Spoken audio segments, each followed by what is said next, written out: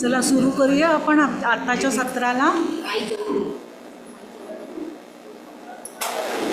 गुरुर्ब्रह्मा गुरुर्विष्णू गुरुर्देवो महेश्वरा गुरु साक्षात परब्रह्म तस्मै. 6 जण जेव्हा नवरात्रीतलं निवेदन आणि असतं तसं घेतलेलं आहे. मोठ्यांची, लहान मुलांची मी घेते, त्याचं मला टेन्शन नाही, पण मोठ्यांची घेताना मी पहिल्यांदा घेते. तर तुमचं सहकार्य द्या मला. आणि मी दादांना प्रार्थना केली आहे की त्यांना जो काही संदेश तुम्हाला द्यायचा आहे तो माझ्यातर्फे तुम्हाला मिळू दे. त्यामुळे नमस्कार. आपला आजचा विषय आहे गुरुमार्गाची ओळख. ओके, आता सकाळपासून आपलं जे सत्र झालं आणि ज्याच्यामध्ये काकांनी आपल्याला भरपूर इनडायरेक्टली सांगायचा प्रयत्न केला, कारण पुढचा विषय हा येणार होता हे त्यांना माहिती होतं. तर त्याची त्यांनी प्रस्तावना गेल्या ह्याच्यामध्येच थोडीशी करून ठेवली होती, कारण त्यांना क्वेश्चन्सही मी काय विचारणार हे माहिती होतं. त्यामुळे तुमचं ज्ञान त्यांनी ऑलरेडी तुम्हाला त्या ह्याच्यापर्यंत पोचवून ठेवलं होतं. तर पहिले काही मिनिटं आपण हे इंटरॅक्टिव्ह सेशन करूया की तुमच्या आणि माझ्यामध्ये. तर माझा पहिला क्वेश्चन आहे तुम्हाला की गुरुमार्गाविषयीची तुमची कल्पना किंवा संकल्पना काय? आपली कल्पना किंवा संकल्पना काय? गुरुमार्ग म्हणून आपल्याला काय वाटतं? ह्याच्यामध्ये 2 भाग पडू शकतात की जे नवीन आले त्यांच्यासाठी ती संकल्पना अजून वेगळ्या तऱ्हेने असू शकते, आणि जे जुने भक्त भाविक आहेत त्यांच्यासाठी ही संकल्पना वेगळ्या तऱ्हेने असू शकते. पण आपल्याला बोलायला काहीच हरकत नाही, आणि इथे कोण चूक किंवा कोण बरोबर असं नाही आहे. आपल्याला फायनली आपल्या दादाबाबांनी दिलेला आपला गुरुमार्ग कसा जतन करून पुढे न्यायचं आहे आणि कसं त्यांच्या विश्वशांतीच्या कार्यासाठी माध्यम म्हणून आपल्याला घडवायचं आहे, हेच फायनल आपलं एम आहे, गुरु आज्ञेचं पालन आपल्या. त्यामुळे कोणालाही कसाही समजलेला असू दे, तुम्ही व्यक्त व्हा की बाबा मला काय वाटतं. फक्त एकाच वेळी सगळ्यांनी बोलू नका. मला कोणी सांगू शकेल, एक नवीन भक्त भाविकापैकी कोणीतरी सांगा की मला गुरुमार्गाविषयी काय कल्पना आहे माझी.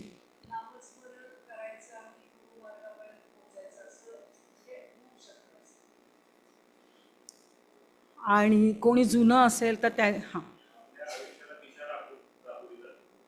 गुरुमार्गात. तर हा सांगा, चांगला मार्ग दाखवा. करेक्ट. तर आपल्या पुढच्या ह्याच्यामध्ये याची सगळी उत्तरं मिळतीलच, पण पहिलं म्हणजे दादांचं आपल्या गुरुमार्गाचं हे उद्देश हेच आहे की मानवता धर्माचं पालन करण्याकडे आपली वाटचाल करायची, जेणेकरून आपण त्यांची माध्यम, कारण आपले गुरु हे शक्तिरूपात आहेत, सगुण रूपात नाही आहेत, आणि त्यांचं कार्य हे आज शक्तिरूपात चाललेलं आहे. पण आपल्याला वेळोवेळी प्रचिती येते की आपले गुरु आपल्याबरोबर आहेत. हेच ते आपल्याला ज्ञान होतं की आहेत गुरु आपल्याबरोबर. मग आता पुढची आपली वाटचाल काय आहे, तर आपल्याला गुरुआज्ञेचं पालन करायचं आहे. म्हणजे त्यांनी जी साधनं दिलेली आहेत त्यांचा वेळोवेळी रेग्युलरली आपण उपासना करायची आहे त्यांच्याद्वारे. पण त्या उपासनेत गुंतून जायचं नाही आहे की फक्त तेच म्हणजे गुरुमार्ग असं नव्हे. तर ती उपासना आपल्याला अशासाठी दिलेली आहे की आपला हा जो देह आहे गुरुनी आपल्याला स्वच्छ करूनच दिलं आहे. जेव्हा आपण अडचणींमुळे इथे आलो तेव्हा वेगवेगळी विमोचनं सेवा करून घेऊन आपलं ते भांडं स्वच्छ, देहाचं भांडं स्वच्छ करून दिलं, आणि आपल्याला कारण अवस्थेपर्यंत कधी नेऊन ठेवलं आपल्याला नकळत केलं. सगळं कळलं पण नाही. आधी आपण देवाला घाबरत होतो. प्रत्येक गोष्ट करताना आपण म्हणायचो की बापरे चुकलं तर कसं होईल, काहीतरी अघटित घडेल.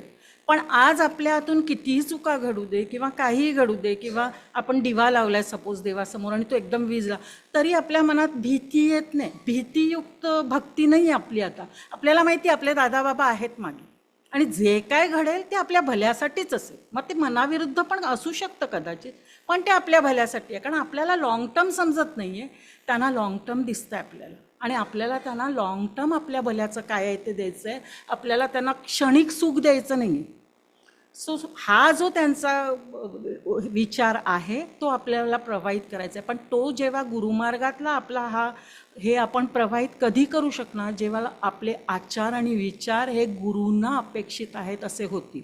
आता ते कसे होतील? आपलं देहाचं भांडं जरी स्वच्छ करून दिलं तरी रोजच्या जीवनामध्ये जी आपण शेवटी प्रपंचात राहून आपण परमार्थ करतो, त्यामुळे आपण 100% तसे होणारच नाही आहोत. रोजच्या जीवनामध्ये काही ना काही नवीन चॅलेंजेस येतील किंवा काय येतील. प्रत्येकाला फेस करताना आपण काही ना काही त्यातनं नवीन शिकणार आहोत आणि पुढे जाणार आहोत.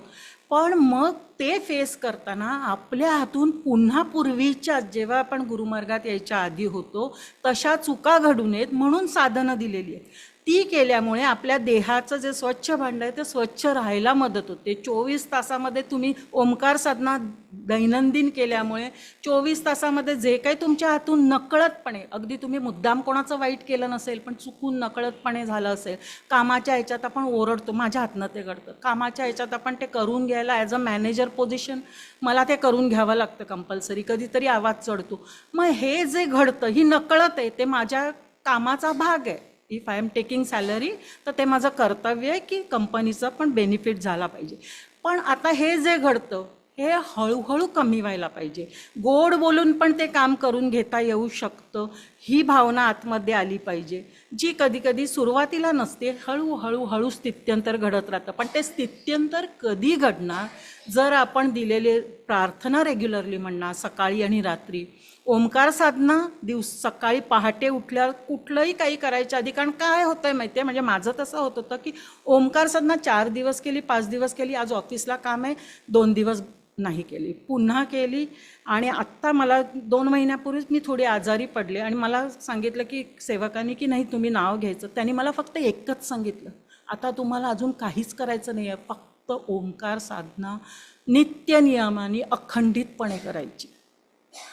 सो हा जो संदेश आहे मला मिळाला कारण मी कामकाजाला आले, सेम सगळ्यांना आहे तो, की आपण काय करतो, ओंकार साधनेला सेकंड प्रायोरिटी देतो, आपल्या नित्य जीवनाला फर्स्ट प्रायोरिटी देतो. पण ॲक्च्युली जर ओंकार साधना केली तर जे तुमचं काम रात्री 4 तास लागणार आहे ते काम तुमचं 2 तासात होऊन जातं, हे आपल्याला कळत नाही. त्यामुळे आपण पहिलं उठल्यावर जर काय करायचं आहे तर स्नान करून ओंकार साधना पहिली करायची. ओंकार साधना केली की तुमचं 24 तासाचं व्यवस्थितपणे कार्य जे काही तुम्ही करणार आहे ती कर्तव्य निभावायला, प्रपंचात राहून परमार्थ दोन्ही साधायला तुम्ही मोकळे झाला. सकाळी आणि रात्री झोपताना प्रार्थना करायची आहे. रात्री झोपताना 2 मिनिटं फक्त आपल्याला विचार करायचे. मी नाही म्हणणार की आपण परमार्थ प्रश्नावली वाचूया, नाही, गरज नाही आहे परमार्थ प्रश्नावलीची. त्याचं जिस्ट काय आहे की आजच्या दिवसात तुमच्या हातून काय चुकीचं घडलं आणि ते तुम्ही बदलू शकत होता का. कदाचित सुरुवातीला आपण जेव्हा हा क्वेश्चन आपल्याला विचारू तेव्हा कदाचित आपल्याला वाटेल की आजच्या दिवसात मी हे 10 वेळा केलं. पण जर रोज तुम्ही तो क्वेश्चन विचारत गेला, कारण तुम्ही सजग आहात त्या कार्याच्या दृष्टीने किंवा जे कर्म करताय त्याच्या दृष्टीने, ते 9 वर येईल, ते 8 वर येईल, 7 वर येईल आणि कधीतरी आपण पूर्णपणे गुरु आज्ञेचं पालन करायला लागू. आणि याच्यासाठी ती साधनं आहेत आणि म्हणून त्या साधनांचा हे केला पाहिजे. आठवड्यातनं एकदा आरतीला इकडे या हे जे सांगितलेलं आहे, आरतीसारखं देहाचा विकास करण्याचं साधन नाही, हे ह्याच्यात येणार आहे शेवटी, तेव्हा मी तुम्हाला एक्सप्लेन करेन. आणि आपणच कसं आयडेंटिफाय करायचं आरती साधनेमधनं की आपला विकास होतोय का नाही होतोय. आणि हे मी या मुलाखतीच्या याने पहिल्यांदा मला पण ती जाणवली. नाहीतर मी पण इतकी हे नव्हती आरती साधनेला, रुटीन झालं आहे आपलं की आठवड्यातनं एकदा सांगितलं यायचं आहे जायचं आहे तर त्याचं हे करून द्यायचं आहे. आता पुढचा क्वेश्चन आहे, त्यामुळे गुरुमार्ग कळला आपल्याला. आणि गुरुमार्ग म्हणजे माझ्या मते मला समजलेला गुरुमार्ग तुम्हाला सांगायचा असेल तर की तुम्ही बाहेर गेल्यावर तुम्हाला सांगावं लागतात कामा नये की मी दादाबाबांचा भक्त आहे, मी अमुक केंद्रात जाते. समोरच्या व्यक्तीने तुम्हाला विचारलं पाहिजे की अरे ही व्यक्ती आधी अशी होती, आता हिच्यामध्ये एवढा चेंज झाला आहे, तर तुम्ही काय केलं की तुमच्यामध्ये हा चेंज झाला आहे. म्हणजे तुमच्या आचरणातनं तो चेंज समोरच्याला भावला पाहिजे.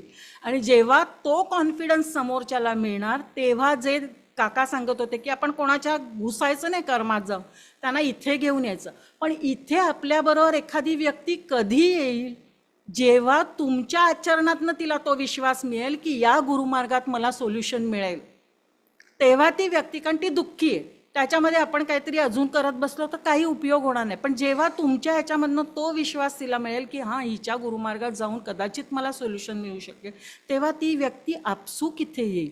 आणि हे जे आहे ना, हीच गुरूंची सेवा झाली, हीच गुरु आज्ञेचं पालन झालं, कारण तुम्ही एका दुःखी कष्टी जीवाला प्रॉपर मार्गात घेऊन आला. कळतंय? हा सिंपल आपल्या गुरुमार्गाची संकल्पना आहे. मोठं कुठेही लक्षात नाही ठेवायचं. आणि गुरुमार्गामध्ये ना करायला भरपूर गोष्टी आहेत, ज्याच्यामध्ये करायच्या गोष्टी लक्षात ठेवायच्या म्हणजे आपल्याला साधन जे सांगितलेलं आहे गुरु आज्ञेप्रमाणे त्याचं रेग्युलरली झालं पाहिजे.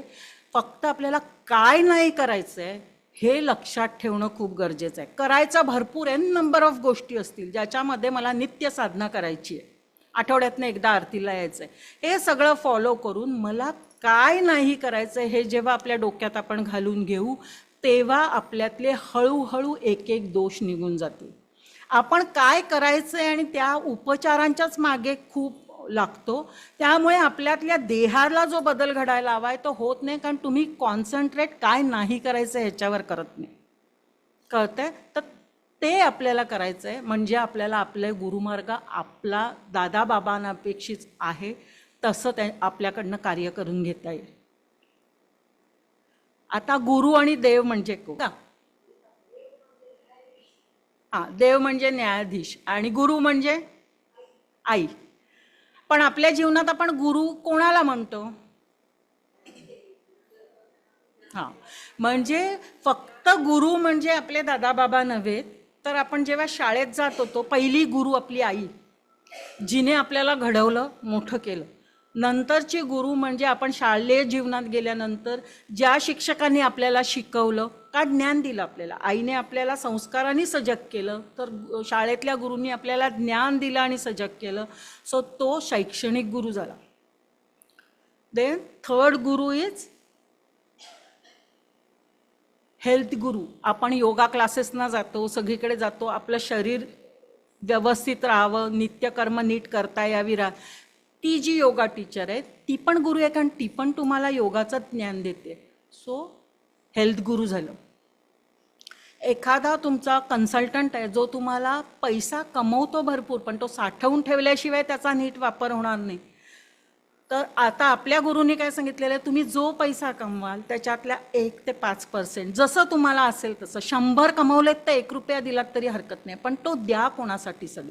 आणि ते सरळ म्हणजे या हाताचं या हाताला करता कळता कामा नये. आपण काय करतो, घरी एखादा आपल्या जे काम करतात त्यांना मदत करतो, पण जेव्हा ते आपल्या मनाविरुद्ध वागतात आपण लगेच काढून दाखवतो. यांच्यासाठी किती केलं तरी ना काही उपयोग नाही, शून्य झालं. जे तुम्ही केलं त्यांच्यासाठी ते शून्य झालं. पण जेव्हा आपण आपल्या पगारातले पैसे काढून दादाबाबांसमोर ठेवतो घरातल्या आपल्या केंद्रावर, म्हणजे आपण घर आपलं पण केंद्रच आहे, कारण तिथे पण आपले दादाबाबा आहे, ते जेव्हा आपण पैसे काढून ठेवतो आणि ते इथे आणून आपण अल्पबचतमध्ये किंवा सद्गुरुस्थ जिथे कुठे देतो जे दादांनी आपल्याला मांडून दिलेले, तेव्हा आपल्याला माहीत नाही की आपले हे पैसे कुठे जाणार आहेत. त्यामुळे ते काढून दाखवायचा प्रश्नच नाही आहे. आणि याच्यातनंच तुम्ही जेव्हा द्यायला शिकता तेव्हा तुम्हाला परतून भरपूर मिळतं, कारण कर्माचा सिद्धांतच आहे. न्यूटन्स 3rd लॉ माहिती आहे, for every action there is a reaction. Same वेने तुम्ही जे कर्म करणार आहात ते परतून तुमच्याकडेच येणार आहे. मग तुम्ही सत्कर्म केलं तर सत्कर्म परतून येईल. म्हणून काका सांगतात अडकून जाऊ नका ऋणानुबंधामध्ये, कारण जितके ऋणानुबंधामध्ये आपण अडकू तितकं आपल्या तोंडून कोणाला तरी काही बोललं जातं, मनाविरुद्ध झालं की काहीतरी केलं जातं, म्हणजे तुम्ही ऋणानुबंध नकळतपणे दुष्कर्माचे ऋणानुबंध पण जोडता. तेव्हा जास्त हे करू नका, त्याच्यामध्ये जाऊ नका. त्यामुळे हे जे सत्कर्माचं हे करणार तेवढा तुम्हाला लाभ होणार. आता पुढे अजून मी तुम्हाला नीट सांगेन. तर गुरु आणि फायनली आध्यात्मिक गुरु आपले दादाबाबा, स्पिरिच्युअल गुरु आपले दादाबाबा, की जो आपल्याला आयुष्य जगायला शिकवतो. कारण तुम्ही कितीही शिक्षणाने मोठे असाल, कितीही हुद्द्यावर असाल, काही असाल, म्हणून तुम्हाला आयुष्याचं ज्ञान झालं नाही. सगळं काही आपण कितीही हुशार कितीही असलो तरीही आपण अडचणी फेस करतो, तेव्हा आपल्याला ते सोल्युशन मिळत नाही आपल्याकडे. आणि तेव्हा आपली आई आणि आपल्या मागे असते, पण तीही कधी कधी नाही देऊ शकत. पण ही गुरुमाऊली जी एकदा आपण गुरुमार्गात त्या दुःखाच्या याने आलो किंवा त्या संकटाच्या निमित्ताने आलो, आणि ह्यावेळी हे पण लक्षात ठेवायचं आहे, त्या संकटाला आपण काय माझ्या आयुष्यात आलं आणि माझी वाट लागली नाही, ते जे संकट तुम्हाला इथे घेऊन आलं तो तुमचा गुरुच आहे.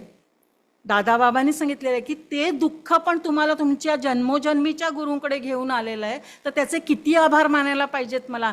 जेव्हा सुखात असतो तेव्हा आपल्याला कशाची आठवण नसते, कारण आपण मस्त मजेत आयुष्य जगत असतो. आपले आजूबाजूचे असतात, नवरा, सासू, सासरे, मुलं, सगळं आपण खुशीत आयुष्य जगत असतो. आपल्याला कल्पनाही नसते की काही आयुष्यात पुढे मांडून ठेवलं आहे आणि किंवा काय. पण जेव्हा एखादं दुःख येतं ज्याला कोणीच आपल्याला पुरे पडू शकत नाही, तेव्हा जेव्हा आपली गुरुभेट होते, ती गुरुमाऊली जी आहे तिची भेट कोणामुळे झाली? त्या दुःखामुळे झाली. तर ते दुःख तुमच्या आयुष्यातलं कदाचित खूप मोठं दुःख असू शकतं. मी असं म्हणत नाही की ते छोटं दुःख आहे, ते खूप मोठं दुःख असू शकतं. पण त्या दुःखामुळे तुमची गुरुभेट झाली, हे किती महत्त्वाचं आहे. तर ते दुःख हे तुमचं गुरुच आहे. त्याचे आभार माना की त्याच्यामुळे तुम्ही जन्मोजन्मीच्या गुरूंकडे आलात आणि तुमचं आयुष्य मार्गी लागलं. आणि आज जे तुमच्या आयुष्यात अनसर्टन्टी होती, तर आज कुठेतरी कितीही आपल्या आयुष्यात संकट आलं ना, तरी आपल्याला माहिती असतं, असं येतं आणि टच करून जाते आणि आपल्याला कळतसुद्धा नाही की अरे हे सोल्युशन आलं. आणि मग तेव्हा आठवतात ते आपले गुरु, आठवतात की अरे दादाबाबांनी वाचवलं मला. आणि कळत पण नाही, म्हणजे असं वाटतं की आता मी बुडणार आहे इथपर्यंत येतं. आणि आपल्याला तेव्हा गुरु आठवतात असं नाही, पण ते मात्र तुम्हाला बरोबर हे करून असतात. कदाचित आपल्या हातनं काहीतरी चुकीचं घडलेलं असतं किंवा काहीतरी, आणि त्यांना ते तुम्हाला जाणवून द्यायचं असतं की प्लीज तुमचा ट्रॅक बदलला जातोय, ट्रॅकवर या. आणि तो ट्रॅक सरळ आणण्यासाठी ती एखादी गोष्ट आयुष्यात येते आणि मग ती अशी पटकन जाऊन बाजूला निघून जाते. तेव्हा जाणवतं की अरे दादाबाबांनी केलं, तुम्ही परत ट्रॅकवर यायला सुरू करत नाही, मी चुकलंय कुठेतरी. गुरु हा असा असतो. गुरु हा आईसारखा आहे. जसं त्यांनी सांगितले की पालकांनी अवास्तव लाड नाही, तुमचे लाड तर करणार, पण तुम्ही चुकत असाल तर तुम्हाला मार्गावर पण आणणार. म्हणून गुरु माऊली म्हटलंय. आई आपले लाड अतिशय करते, पण आई तुम्हाला चुकीच्या मार्गावरनं चालायला देत नाही. तेच आपली गुरुमाऊली आपल्या आयुष्यात करते. आणि याचा प्रत्येकाला अनुभव येत असेल. कोणाला तो मोठ्या प्रमाणात येईल, कोणाला छोट्या प्रमाणात येईल, अगदी नखा एवढा येईल.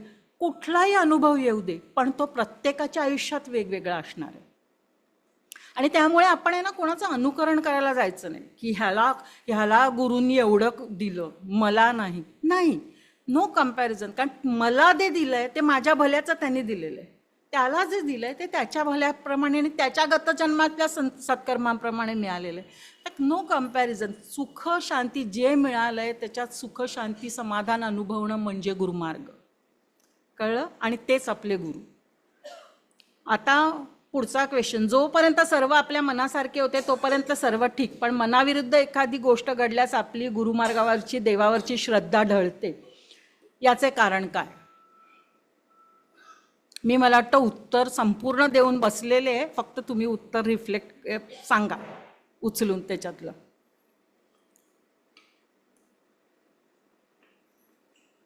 आणि ह्याचं काकांनीही उत्तर दिलेलं आहे ऑलरेडी. या आत्म्याने, जीवाने जेव्हा जन्म घेतलाय, ह्या देहात तो धारण झालाय, तेव्हा तो पूर्वीची सत्कर्म आणि दुष्कर्म निवडून घेऊन आलेला आहे आणि त्याला ती या जन्मात हे करायची आहे. आपल्याला मानवी देह लाभला, हेच काका म्हणाले तसं सत्कर्म. ओके. त्याच्या पुढे आपल्याला मनासारखं म्हणजे ना आपल्या अपेक्षा खूप अवाजवी असतात. त्यामुळे आपल्याला वाटतं की मला काही मिळालंच नाही, गुरुमार्गात येऊन काय मिळालं. पण तुम्हाला मानवी देह मिळाला, पण तो मानवी देह काय म्हणतात ते विकृत नाही मिळाला, पूर्णपणे डिसेबल मानवी देह मिळाला नाही. हेच किती भाग्य आहे की आपण डोळ्यांनी पाहू शकतो, कानाने ऐकू शकतो, बुद्धीने विचार करू शकतो, आपण मेंटली रिटार्डेड नाही हो. मग ह्याचे किती आभार मानायला हवे की मी आज 2 पायाने चालू शकते, 2 हाताने सगळं करू शकते. सो मानवी देह मिळाला हे एक, मानवी देह निर्व्यंग मिळाला हे दुसरं. सो आपण किती आभार मानायला हवे हे मिळालं तसंच नित्य नियमाने तुम्ही बघाल आपल्या गुरुमार्गात असं कोणी आहे का की त्याला ह्याचा अन्न वस्त्र आणि निवाऱ्याची हे आहे. सुरुवातीला असेल, जेव्हा तो अडचण घेऊन आला तेव्हा असेल, पण हळूहळू जेव्हा गुरुमार्गात आल्यानंतर ज्या बेसिक गरजा आहेत आयुष्याच्या जगायच्या, त्याच्या अन्न वस्त्र निवाऱ्याची कमी पडली आहे नाही. पण आपण हा विचारच करत नाही. आपण काय करतो, आपल्यापेक्षा वरच्याकडे बघतो, आपल्यापेक्षा खालच्याकडे बघतच नाही. त्यामुळे आपल्या जीवनात सतत कमतरता असते आणि जे मिळालंय त्याच्याबद्दल गुरूंचे आभार म्हणून कृतज्ञता व्यक्त करायच्या ऐवजी आपल्या हातनं नको ती अशांती निर्माण होते. मग एखादी गोष्ट मनासारखी घडली की लगेच आपल्याला आपले गुरु आपले वाटतात. मला गाडी घ्यायची आहे अशी समजा माझी हे झाली तर मला गाडी मिळाली ह्याने, किंवा गुरु चांगले, माझी इच्छा लगेच पूर्ण झाली. ओके, पण त्याच्या मागे कदाचित जे काका म्हणाले तसं की तुमचं सत्कर्म जास्त असेल म्हणून पटकन झाली. दुसऱ्या कोणाला गाडी मिळायला तेवढाच वेळ लागेल कारण त्याचं दुसरं काहीतरी असेल त्याच्यामध्ये. ते तुम्हाला माहीत नाही की कोणाला कधी काय मिळणार आहे. ते तुमच्या भल्याचं तुम्हाला देणार आहेत आणि जे भल्याचं नाही आहे ते मिळणार पण नाही आहे. कितीही मागितलं तरी मिळणार नाही आहे. कारण आई जशी अवाजवी हट्ट आपला पुरवत नाही तसे गुरु पण आपला अवाजवी हट्ट पुरवत नाही जर तो आपल्या आयुष्याला पूरक नसेल तर. कळतंय? त्यामुळे जे गुरूंनी दिलंय त्याच्यात सुख मानायला शिका. ती गाडी मिळाल्यावर आपल्याला आनंद होतो. ओके, आनंदाची अनुभूती येते आणि मग असं वाटतं की वा मला गुरूंनी दिलं. पण तेच पुढच्या क्षणाला कोणीतरी दुसऱ्याने अजून चांगली, आपण सँट्रो घेतली तर आपल्या शेजाराकडे मर्सिडीज आली, लगेच आपला आनंद निघून जातो. अरे मी गुरुमार्गात असून मला सँट्रोच मिळते आणि हा काहीच करत नाही तरी ह्याच्या आयुष्यात त्याला मर्सिडीज मिळाली. का? तुम्हाला फोर व्हीलरची इच्छा होती, गुरूंनी असो नसो तुमच्या आयुष्यात तुम्हाला खुश करण्यासाठी ती दिली. तो क्षणिक आनंद आपण का जपून ठेवू शकत नाही? का आपण स्पर्धेला जातो आणि कंपॅरिझनला जातो आणि आपलं आयुष्य ज्या गाडीमुळे आपण पुढे शांत आणि समाधानी व्हायला हवं होतं, कारण गुरूंनी आपल्याला केवढी मोठी आपल्याला हवी असलेली वस्तू दिली आहे, त्याचा क्षणिक आनंदानंतर ते जतन करण्यासाठी सुखशांतीत जगायला हवं होतं, ते आपण इतरांशी केलेल्या कंपॅरिझनमुळे क्षणात निघून जातं. आणि आपल्याला क्षणिक आनंद जरी मिळाला, सुख जरी मिळालं तरी ते जतन होत नाही, म्हणजे त्यातून शांती आणि समाधान मिळत नाही. मग याला जबाबदार कोण आहे? आपण का आपले गुरु? आपणच. त्यामुळे हे कायम लक्षात ठेवायचं आहे की मला जे मिळालं आहे त्याच्यामध्ये मी आनंदी आहे. मला भरपूर दिलं. माझी कदाचित ती लायकी पण नसेल ते मिळायची. गुरुनी तर कधी आपल्याला बघितलं नाही की हा वाईट, हा चांगला, हा उच्च, हा नीच, हा या धर्माचा, तो त्या धर्माचा, कुठलंच बघितलं नाही. हा श्रीमंत, हा गरीब, सगळ्यांना एके ठिकाणी एका ह्याच्यावर आणलेलं आहे आणि सगळ्यांवर ते तितकंच भरभरून प्रेम करतात. फक्त तुमची प्रगती ही तुम्ही किती दुसऱ्यांना द्यायला शिकता, तुम्ही दुसऱ्यांना किती सुखशांती समाधान द्यायला शिकता, तो जो कृपाशीर्वाद फिरून तुमच्याकडे येणार आहे गुरूंचा, त्यातून तुम्हाला सुखशांती समाधानाचा अनुभव येणार आहे. त्यामुळे आपल्या छोट्या छोट्या छोट्या कृतीतून दुसऱ्याला आनंद द्यायला शिका. गुरुमार्गात असूनही आयुष्यात अजूनही दुःखी आणि अडचणी का, त्याचं मी एक्सप्लेनेशन आत्ताच दिलं तुम्हाला. आपण वेगवेगळ्या केंद्रावर जातो, योग्य का अयोग्य? कोण उत्तर देईल याचं?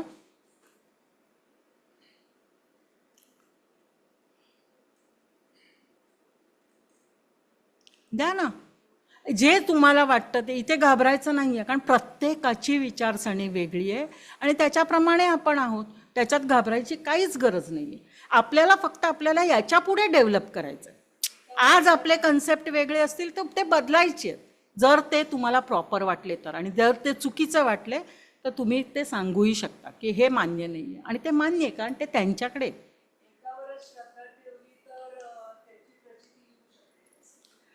माझं म्हणणं आहे की केंद्र हे दादाबाबांचीच आहेत. करेक्ट. आपली गुरुशक्ती ही गुरुमाऊली ही शक्तीतून कार्य करते. ते कुठलंही केंद्र असू दे तिथे दादाबाबांची शक्ती प्रवाहित होते. त्यामुळे एखादं केंद्र आपल्याला जवळ पडतं आहे आणि तिथे जायचं आहे. इथे लांब आता हळूहळू जमत नाही आहे. काहीही गैर नाही आहे की आपण जवळच्या केंद्रावर जायला सुरुवात केली, कारण इथेही दादाबाबांची शक्ती आहे, तिथेही दादाबाबांचीच शक्ती आहे, फक्त केंद्र वेगळं आहे. योग्य. अयोग्य कुठे आहे की तुम्ही कामकाजाला इथे नंबर घेतलाय, तुम्हाला समजा आता गाडीची तुमची इच्छा आहे, तुम्ही बोलून दाखवले मला गाडी घ्यायची, ओके, तुम्हाला उत्तर आलं एवढ्यात घ्यायची नाही, ही सेवा करा, थांबा, ओके. पण तुमची ती प्रखर इतकी इच्छा आहे की मला आत्ता गाडी पाहिजे, अजून 4-5 आठवडे झाले एक सेवा केली तर दुसरी सेवा करायला देत आहेत, पण मला काय गाडी मिळत नाही आहे. तुम्ही दुसऱ्या केंद्रावर गेला, हेच कामकाजाचा हाच प्रश्न घेऊन गेलात तुम्ही दुसऱ्या केंद्रावर, तिथे सांगितलं त्यांनी थांबा अजून नाही आहे, ओके. त्याच्यात अजून एखाद दुसरा आठवडा गेला, तर मग 5 आठवडे तिथे घालवले, 2 आठवडे इथे कराड केंद्रावर गेला सपोज, आणि तिथे गेलात आणि तुम्हाला पटकन पहिल्या सेवेतच ती गाडी मिळाली, की तुमच्या मनात द्वैत काय येतं, त्या 2 केंद्रावरनं मला मिळू शकलं नाही, पण इथे मात्र मला लगेच मिळाली. हां, पण तुम्ही हा विचार करत नाही की तुमची जी सेवा होती ती प्रत्येक केंद्रातनं करत करत आज तुम्ही जेव्हा कराड केंद्रावर आला तेव्हा ती सेवेचं पूर्तता झालेली आहे, ती तुम्हाला 7-8 किंवा 10 आठवड्यांनी इथेही मिळाली असती, ती आज तुम्हाला त्या केंद्रावरनं मिळते कुठल्या तरी, कळलं. तेव्हा जेव्हा आपण एकच प्रश्न विचारत वेगवेगळ्या केंद्रांकडे जातो ते अयोग्य आहे, कारण तिथे तुम्ही गुरूंबद्दल विश्वास कमी पडतो तुमचा, कारण आपले गुरु शक्तिरूपात आहेत. आसनावर बसलेली जी व्यक्ती आहे, गुरुंनी तुम्हाला सांगितलेलं आहे, ती शेंबडं पोर जरी असेल तरी तुम्हाला आन्सर त्या आसनावरनं मिळेल, कारण त्याच्यामध्ये ती गुरुशक्ती तेव्हा कार्यरत आहे. मग हे जेव्हा आपल्याला माहिती आहे, तेव्हा जेव्हा आपण दुसऱ्या केंद्रावर जाऊन सेम क्वेश्चन विचारतो तेव्हा आपण द्वैत निर्माण करतो आपल्याच गुरूंबद्दल, आणि हे जे द्वैत आपल्यामध्ये निर्माण होतं आणि मग वेगवेगळ्या केंद्रांची तुलना व्हायला लागते, ती चुकीची आहे. केंद्रावर कुठल्याही परिस्थितीमुळे जाणं वेगळं, मला झेपत नाही आहे, मला लांब पडतं, माझ्या जवळ हे केंद्र येतं, आता हळूहळू मी इथे जाते, बरोबर आहे, कारण दादाबाबांचं कार्य तिथेही आहे इथेही आहे, आणि एकच कार्य आहे, मानवता धर्माचं पालन करायचं आहे, तुम्हाला दुःखी कष्टी जनांना बाहेर काढायचं आहे आणि तुम्हाला भक्तीला लावायचं आहे, भीतीरहित भक्ती, आणि त्यातून तुम्हाला मानवता कल्याणाकडे घेऊन जायचं आहे. सो सगळ्या केंद्रावर तेच आहे, पण केंद्रावर सेम क्वेश्चन घेऊन कामकाजाचा गेलात तर ते चुकीचं आहे, कारण तुमचा गुरूंवर विश्वास नाही, कळलं. आणि गुरूंवर विश्वास नसेल तर तुमचं काहीही हे होणार नाही, कारण तुम्हाला तो जोपर्यंत येत नाही, तुमच्या ठिकाणी दृढ होत नाही, तोपर्यंत कठीण आहे, कळतंय. आता मी हे जे वाचेन ना त्याच्यामधले बरेचसे मी आत्ता एक्सप्लेन केलेले असेल ह्या क्वेश्चन्सच्या ह्याने, तर काही काही रिपीट पण वाटतील तुम्हाला जेव्हा मी एक्सप्लेन करेन एखादं, पण कदाचित ते तुमच्या मनावर बिंबवण्यासाठी झालेलं असेल, कळलं. जेव्हा एखादा विषय कठीण परत परत सोप्या मार्गाने सांगितला जातो वेगवेगळ्या तऱ्हेने, तेव्हा तो विषय तुमच्या इथे दृढ करायचा असतो, म्हणून ते होतं, आणि ते कदाचित ते करून घेत असतील, मला माहीत नाही. मी आता वाचन करते, कारण जे काही पुढे सांगायचं होतं ते बरंचसं माझं त्या प्रश्नांमध्येच गेलं, ॲक्च्युली मी ठरवलं नव्हतं पण ते गेलं, तर आता पुन्हा कदाचित रिपिटेशन झालं तर प्लीज सॉरी. आता गुरु व गुरुमार्ग, कोणत्याही प्रकारचे मार्गदर्शन करणारा किंवा ज्ञान देणारा म्हणजे गुरु. आत्ताच आपण बघितले सगळ्या टाईपचे गुरु, ज्याच्यामध्ये आपले दादाबाबा हे आपले स्पिरिच्युअल गुरु आहेत. अध्यात्म म्हणजे आध्यात्मिक गुरु, अध्यात्म मार्गात 2 प्रकारचे गुरु आहेत. पहिल्या प्रकारचा गुरु खरोखरच ईश्वराशी तदाकार झालेला असतो, म्हणजे एकरूप झालेला असतो, ते ईश्वराचंच रूप असतं, त्यामुळे तो इतरांच्या अडीअडचणी निवारण करू शकतो, कारण त्याच्यात त्याचा काही स्वार्थ नाही आहे, त्याला फक्त आलेल्या दुःखी कष्टी जणांना बाहेर काढायचं आहे, त्यांना योग्य मार्गाला लावायचं आहे. सो तो गुरु ईश्वर रूपच आहे. आणि या उलट दुसऱ्या प्रकारचा गुरु म्हणजे आपल्याला गुरुमार्ग जेव्हा भेटतो तेव्हा आपल्याला डोळे उघडून हे सगळं बघणं पण गरजेचं असतं. आता तुम्ही प्रॉपरच आलात त्यामुळे प्रश्न नाही आहे, पण जे काही बाहेर आहेत त्याच्यामध्ये आज असेही गुरु आहेत की जे फसवेगिरी करतात, तर ते त्याच्यामध्ये सजग राहणं गरजेचं आहे.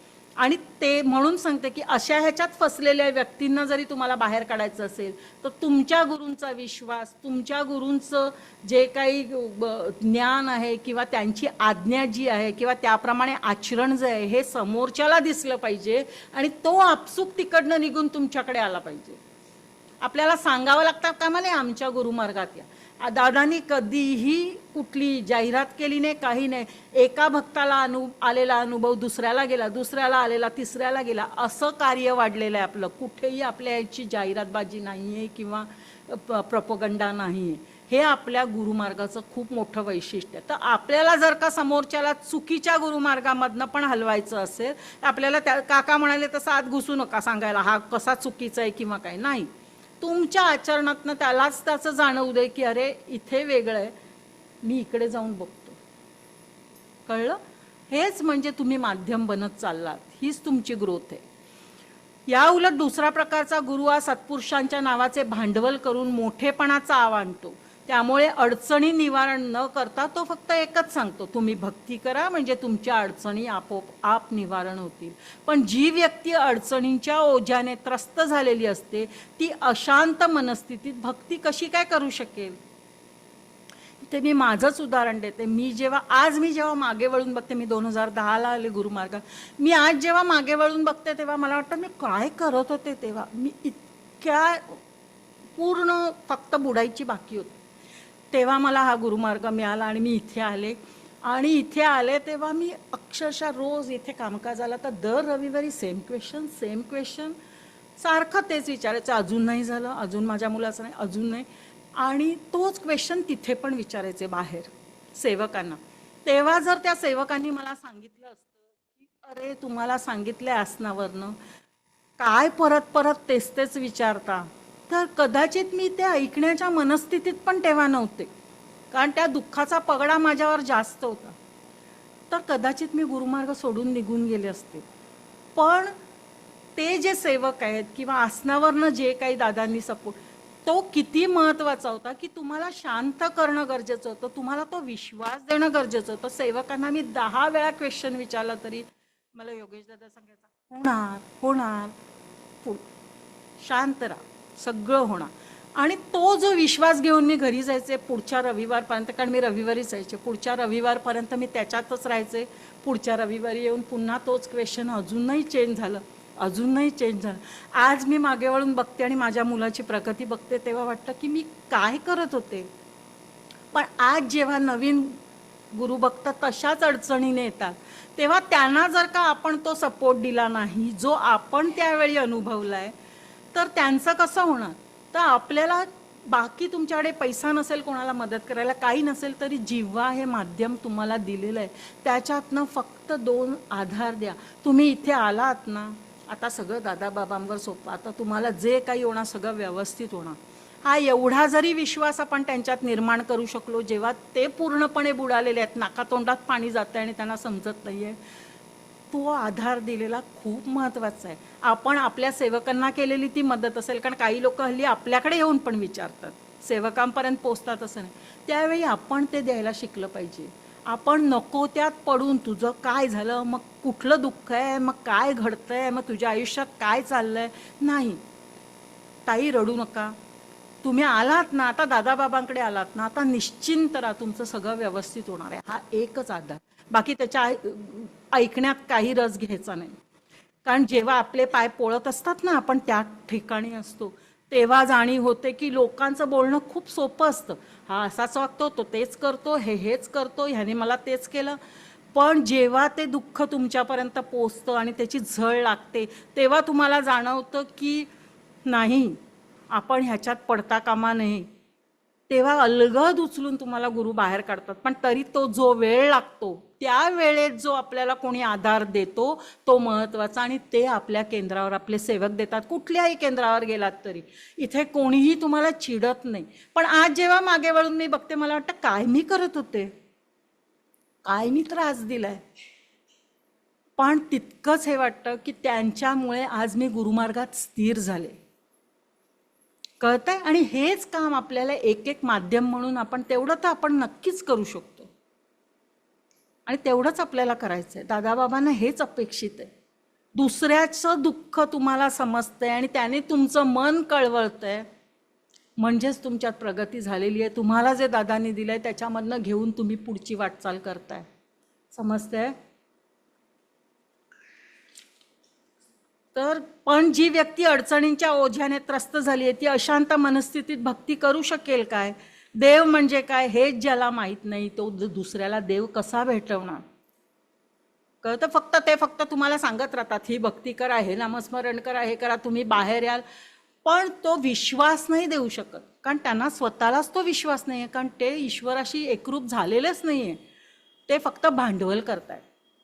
जादूगर कसं एखादा चमत्कार करून दाखवतो तसं ते काहीतरी चमत्कार करून दाखवतात आणि आपण त्यांच्या कह्यात येतो की अरे वा, यांच्याकडनं आपलं काहीतरी निरसन होईल. पण तसं नाही आहे. त्यामुळे गुरु कोण हे ओळखणं फार गरजेचं आहे. आणि एखादा कोणी आपल्याला तसा दिसला तर त्याला सांगायचं नाही की तुमचा गुरुमार्ग असा आहे. आपल्याला तो अधिकार नाही आहे. आपल्या आचरणाने आपल्याला त्याला आपल्या गुरुमार्गात आणायचं आहे, जिथे त्याला निरंतर सुखशांती समाधान लाभेल. कळतंय. गुरुमार्गाबद्दल आपली श्रद्धा अशी आहे की आपल्यासमोर असणं देव म्हणजे काय हे ज्याला माहीत नाही तो दुसऱ्याला कसा देव भेटवणार. देव हा मानवाधीन नाही, पण मनुष्य हा देवाधीन आहे. देव अथवा निसर्ग हा मानवाधीन असूच शकत नाही. आता हे म्हणजे आपण आपला मनुष्य जन्म आपल्याला जो मिळाला आहे, आपल्याला वाटतं आम्ही किती प्रगती केली कलियुगात, सायन्सच्या ह्याने किती पुढे गेलो. निसर्गाचा नियम काय, 70% पाणी 30% जमीन. करेक्ट. आपण सगळ्या समुद्राला पार हे करून ब्रिजेस बांधून त्या खाड्या बुजवून सगळं करून तिथे बिल्डिंग्स बांधल्या, सगळं केलं. आपल्याला वाटतं काय प्रगती केली आहे आम्ही सगळं हे. पण तुम्हाला अनुभव येत असेल अशी एखादी सुनामी येते की ती तिथे घुसते, कारण ती खाडी हे तिचं एक्स्ट्रा पाणी घेण्याचं साधन होतं. तुम्ही त्याचा गैरवापर केलेला आहे. पण निसर्ग चुकत नाही. निसर्गाला सगळ्यांना द्यायलाच आवडतं. तुम्हाला कोणाला तो हे चांगलं फळ तुला, हे जनावराला, असं बिसं काही नाही. सगळ्यांसाठी निसर्ग ओपन असतो. करेक्ट. आपल्याला जे मिळतं ते आपल्या भाग्यात असतं. तर निसर्ग कधी दुजाभाव करत नाही. पण आपण मनुष्य मात्र त्याच्यावर संक्रमण करतो आणि त्याने जे नियम घालून दिलेले आहेत त्याला ओव्हरकम करतो. आणि जेव्हा तसं घडतं आपल्या हातनं तेव्हा या नैसर्गिक आपत्ती ओढवतात. मग याला जबाबदार कोण आहे. निसर्ग कोपला, निसर्गाने विचार नाही केला म्हणायचा का आपण निसर्गाचा विचार नाही केला. जो भरभरून आपल्याला देत होता त्याच्या बाबतीत आपण कृतज्ञता व्यक्त करायच्या ऐवजी आपण त्याच्या खाडीमध्ये बिल्डिंग बांधल्या, सगळी झाडं तोडून टाकली आणि मग तिथे अजून बिल्डिंग्स बांधल्या. म्हणजे गरमी, आजच्या ग्लोबल वॉर्मिंगला सगळ्याला कोण रिस्पॉन्सिबल आहे. तुम्ही प्रगतीच्या नावाखाली हे केलं, पण जो तुम्हाला भरभरून देता होता त्याच्याबद्दल कृतज्ञता बाळगायच्या ऐवजी त्याच्यावरच घाव घालायला सुरुवात केली. आणि घाव घालायला सुरुवात केल्याप्रमाणे निसर्गाचा नियम जो आहे तो पाळणार. आणि मग तुम्ही म्हणता आमच्यावर संकट आली, देव पण असा कसा वागू शकतो. देव सगळ्यांना सारखं देतोय, सगळ्यांवर भरभरून प्रेम करतोय. तुमचं देह जो आहे तो ते घेण्याच्या मनस्थितीत नाहीये. कळतंय. गुरुमार्गाबद्दल आपली श्रद्धा अशी आहे की आपल्यासमोर असणारी व्यक्ती, तिचे विचार विवेचन म्हणजे आपले गुरु. त्यांनी जीवन उद्धार दाखवलेला मार्ग म्हणजे गुरुमार्ग. याच ठिकाणी गुरुमार्गातील आपली भूमिका चुकीची अंगीकारत असतो. आज जरी मी तुम्हाला काही सांगत असेल तर ते माझे विचार, माझ्या मार्गातनं मला समजलेला गुरुमार्ग कुठेतरी तो डोकावत असेल. पण ते जर चुकीचं असेल तर त्याचं अनुकरण करायचं नाही. तुम्हाला चांगल्या तऱ्हेने माहिती आहे की दादाबाबांना काय गुरुमार्ग अपेक्षित आहे, तर आपल्या गुरूंच्या मार्गाचं अनुकरण करायचं. गुरूंनी सांगितलेल्या गुरु आज्ञेचं पालन करायचं. त्याच्यामध्ये आज मी त्यांचं म्हणणं तुमच्यासमोर मांडायला बसले, पण त्याच्यात कदाचित एखादा माझा विचार गेला तर तो जो चुकीचा असेल तर तो अंगीकारायचा नाही. गुरुमार्गाचं आणि गुरु आज्ञेचंच पालन करायचं. आणि आपल्या दादांनी किती स्पेसिफिकली आपल्याला सांगितलेलं आहे की या साधनांचा अवलंब करा, स्वतःच्या देहाचा विकास करा. तुम्हाला मी ऑलरेडी देह पाठल्या 7 जन्मांची आणि पुढल्या 7 जन्मांची तरतूद व्यवस्थित करून दिलेली आहे. तुमचं देहाचं भांडं पण स्वच्छ करून दिलेलं आहे. आता फक्त त्याच्यात दूध तापवताना ते स्वच्छ आहे की नाही बघवा, नाही तर नासेल. करेक्ट. तर ते फक्त स्वच्छ ठेवायची आपली जबाबदारी आहे. आणि ती जबाबदारी करताना आपल्याला फक्त त्याने दिलेल्या साधनांचा वापर करायचा आहे. आपल्याला जमेल तेवढी लोकांना मदत करायची आहे. मानवता धर्म म्हणजे काय, हेच आहे की तुम्हाला झेपेल तेवढी इतरांना मदत करा तुमच्या ह्याच्याप्रमाणे. आणि काकांनी म्हटलं तसं ते मदत करताना नको त्या ह्याच्यात घुसू नका, त्या माणसाच्या आयुष्यात. इथे घेऊन या. आपल्या आवाक्याबाहेरचं वाटतं इथे घेऊन या. कळलं? आणि तो कधी येणार? जेव्हा तुमचं आचरण गुरुमार्गाबद्दल विश्वास त्याला देणार तेव्हा. तेव्हा ते आचरण बाळगणं ही आपली जबाबदारी आहे. आणि हाच आपल्या गुरुमार्गाची ओळख आहे. समजतंय? विषय जड जात नाहीये. अनेक वेळा या चुकीचं केलं. हे झालं.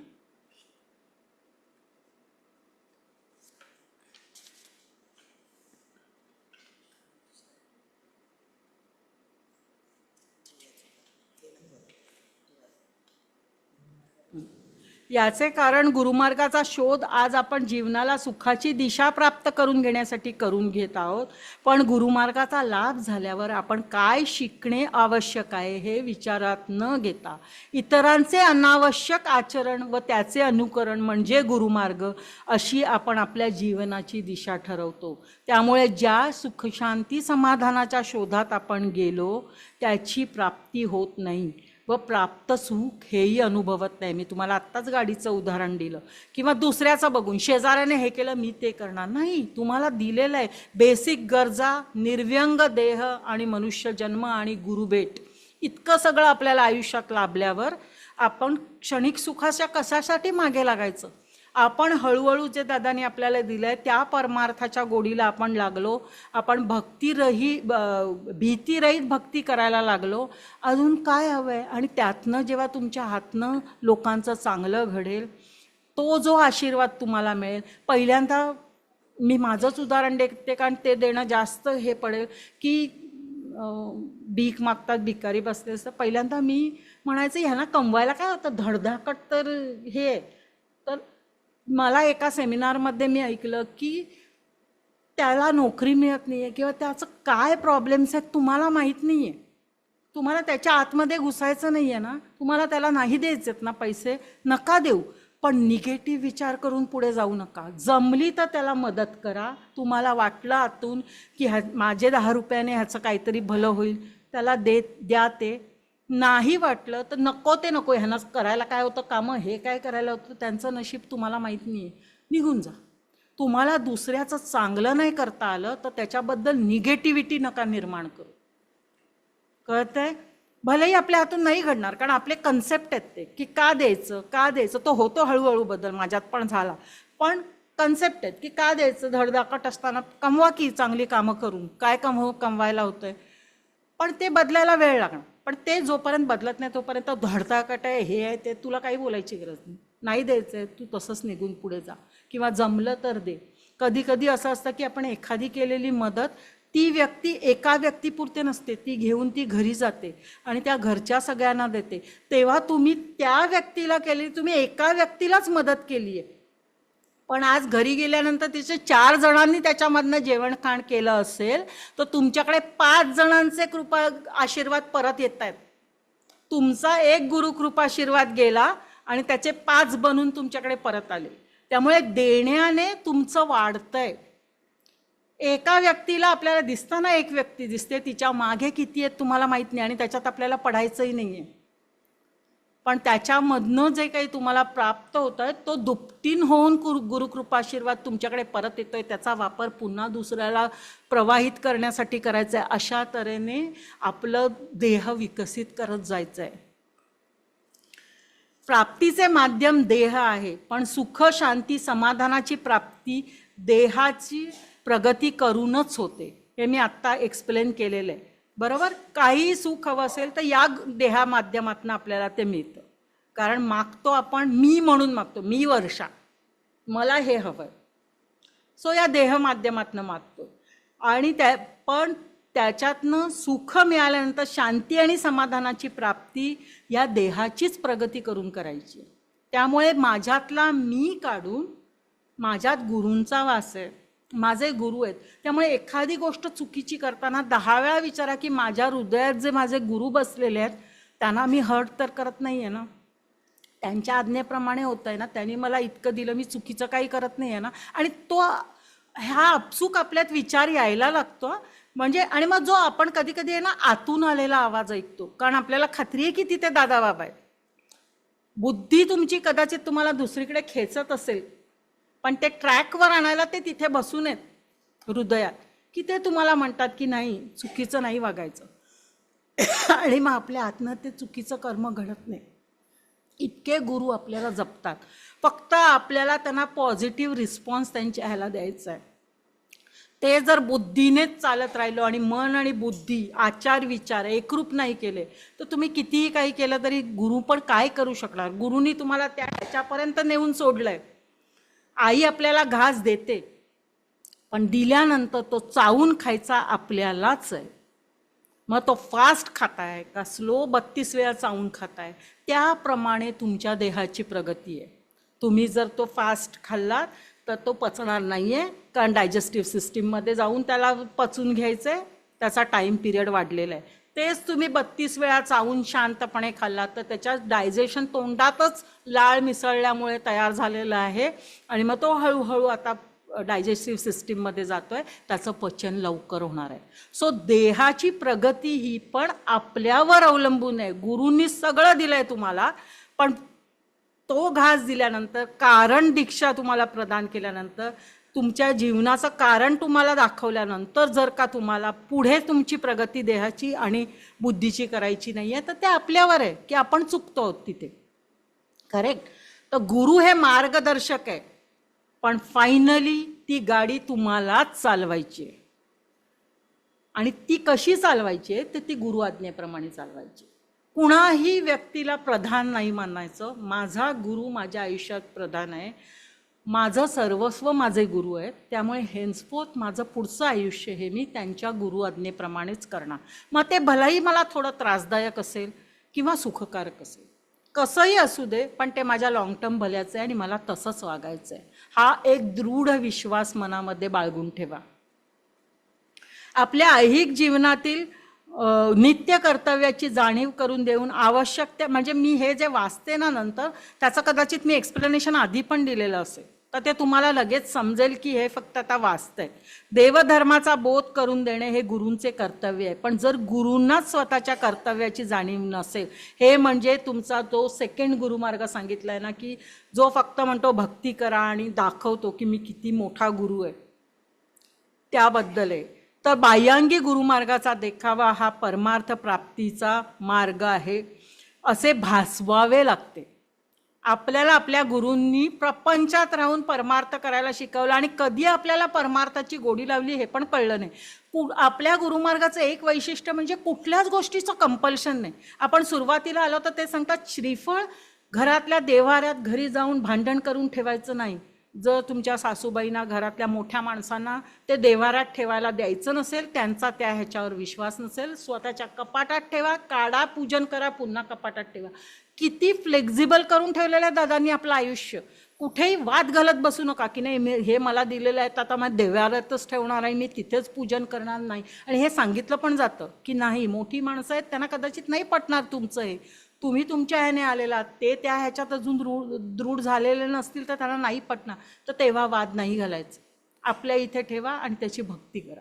किती इनडायरेक्टली आपल्याला भक्ती करायला शिकवली.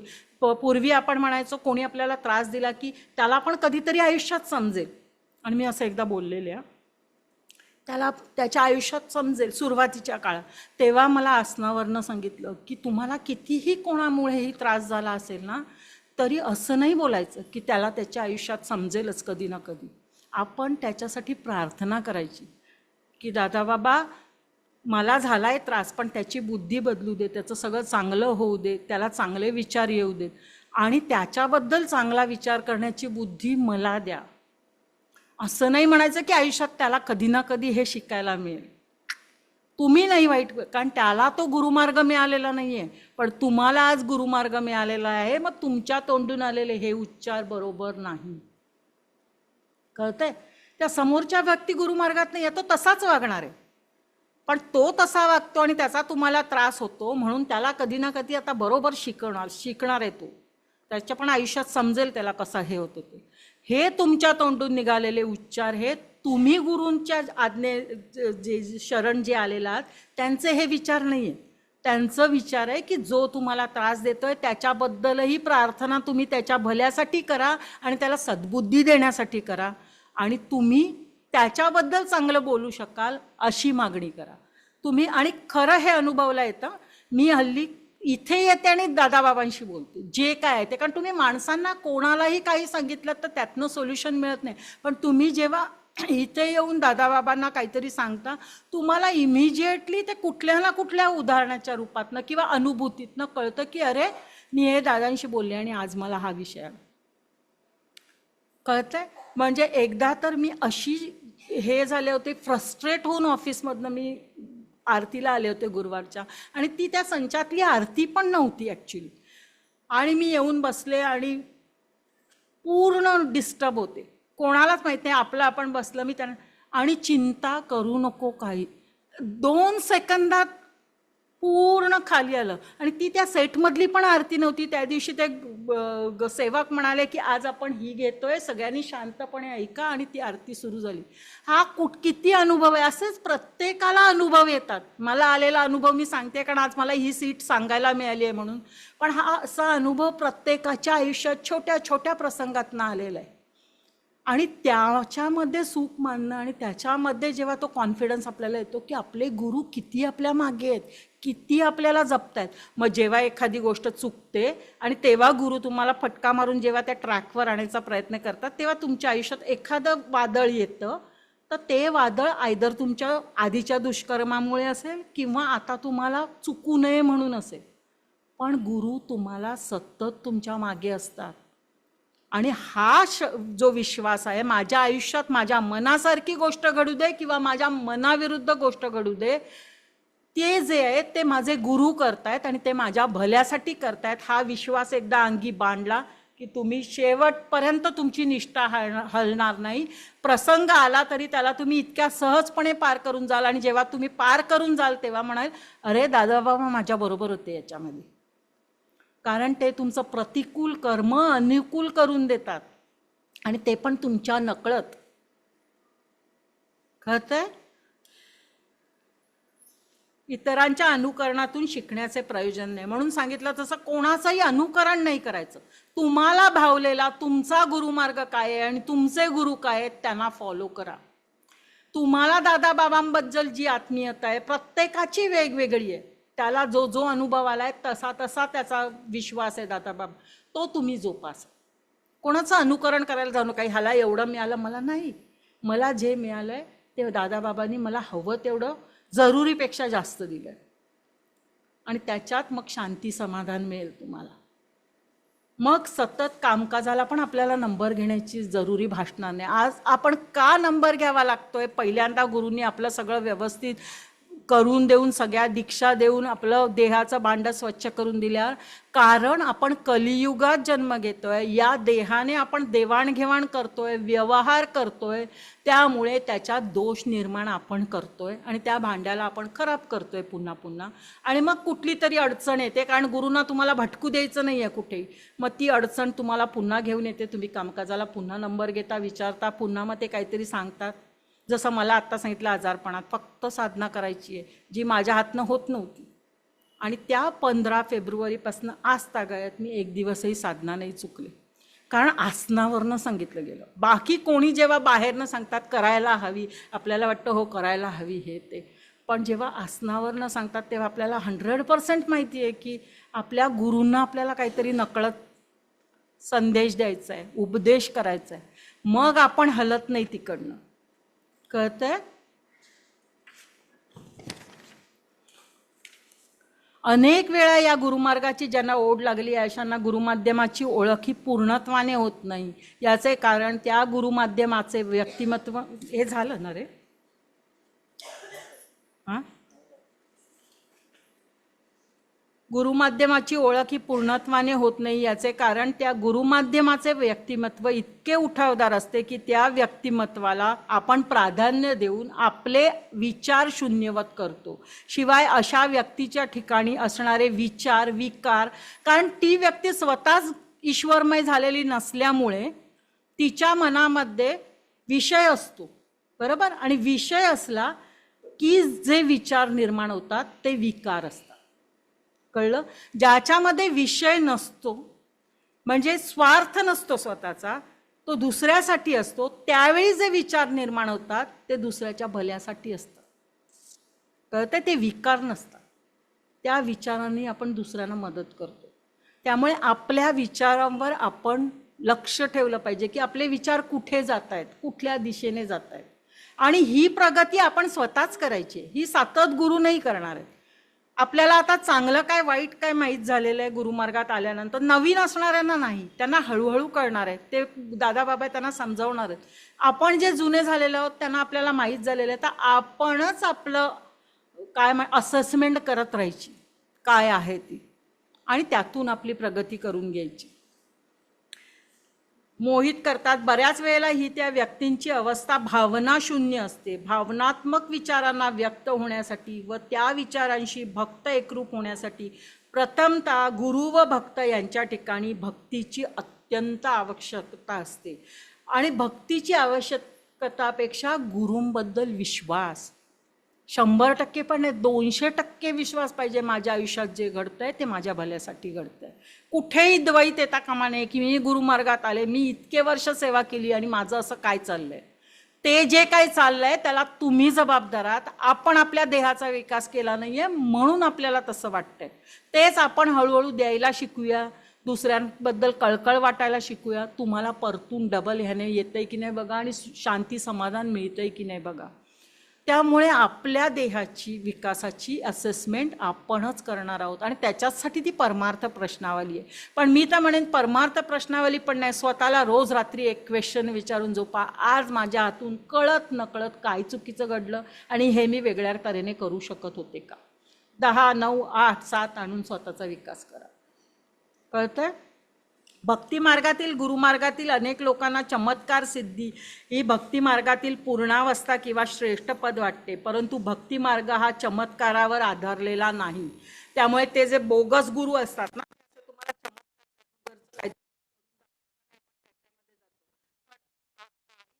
काही संतांना करावा लागला, कारण चमत्काराशिवाय आपल्या गुरूंवर आपली श्रद्धाच बसत नाही. म्हणून ज्ञानेश्वरांना रेड्याच्या तोंडून वेद वदवावे लागले. तो चमत्कार लोकांना दाखवावा लागला की माझ्यात ईश्वराचं हे आहे रूप आणि मी तुमच्या भल्यासाठी काम करतोय, हे दाखवायला त्यांना ते केलं नसतं तर लोक आले नसते. कारण त्यांच्याकडे वेगळ्याच तऱ्हेने बघितलं जात होतं त्या भावंडांकडे त्या वेळी त्या समाजात.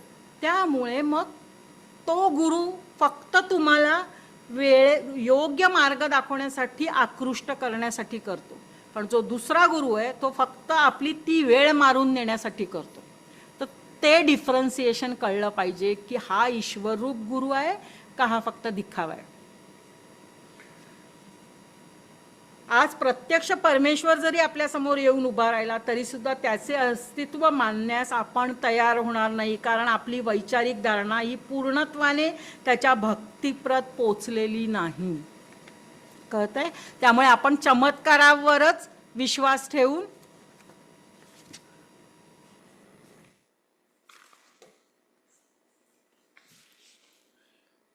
आणि म्हणून कधी कधी गुरुंना आपल्या दादांनाही करून सुरुवातीच्या काळात दाखवावे लागले, कारण त्याच्याशिवाय तो भक्तवर्ग त्यांच्यापर्यंत आकृष्ट झाला नसता.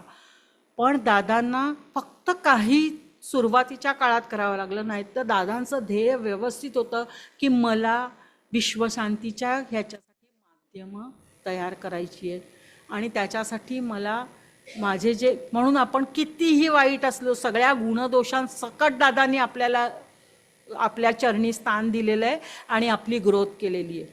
फर्दर ग्रोथ आपल्या हातात आहे आणि ती आपणच घडवायची आहे. अनेक वेळा या गुरुमार्गाची ज्यांना ओढ भक्तीतून साकार होणारे परमेश्वराचे अस्तित्व आपल्याला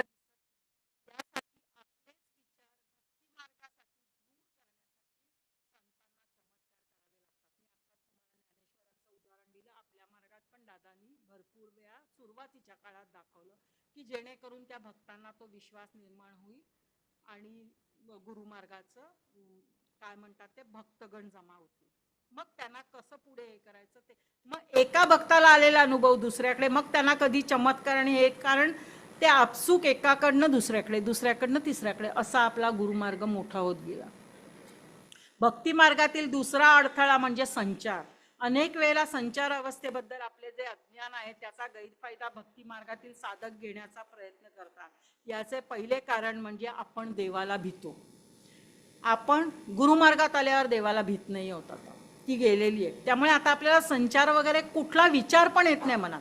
हे सगळं आपण पूर्वी गुरुमार्गात यायच्या आधीचे संचार आणि त्याला घाबरणं, बापरे ह्याच्या तोंडून काही माझ्याबद्दल निघालं तर माझं वाईट होईल.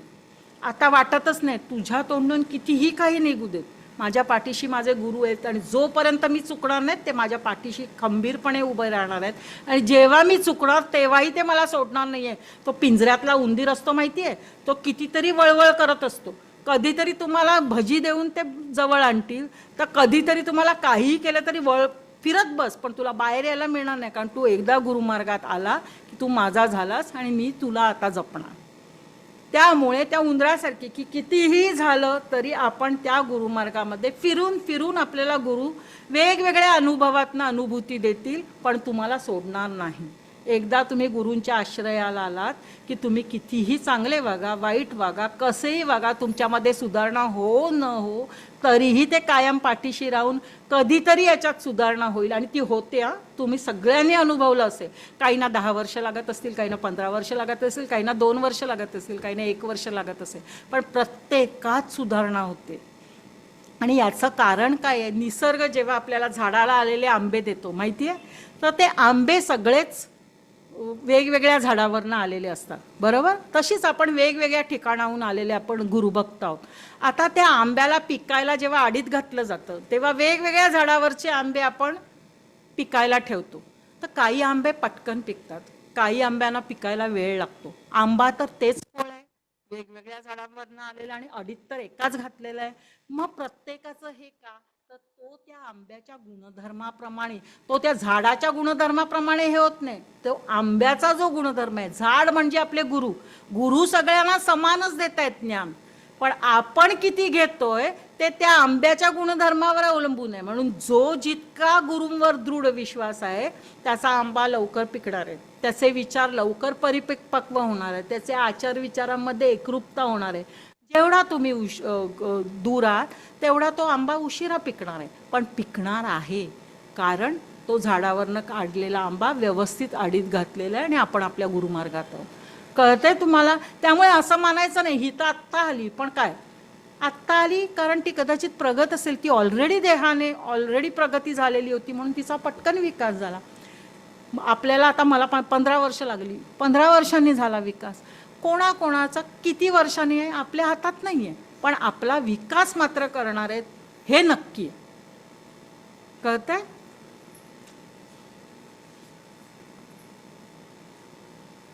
भक्ती मार्गातील संचार खोटी, एखाद्याची संचार अवस्था खरी किंवा खोटी याचा शोध न घेता किंवा त्या संचार अवस्थेला विचार आपल्या जीवनाला पोषक होत आहेत त्याचा विचार करून त्याच साधनांचा लाभ घ्यावा. ते आपण तर आता विचार पण नाही करायचा.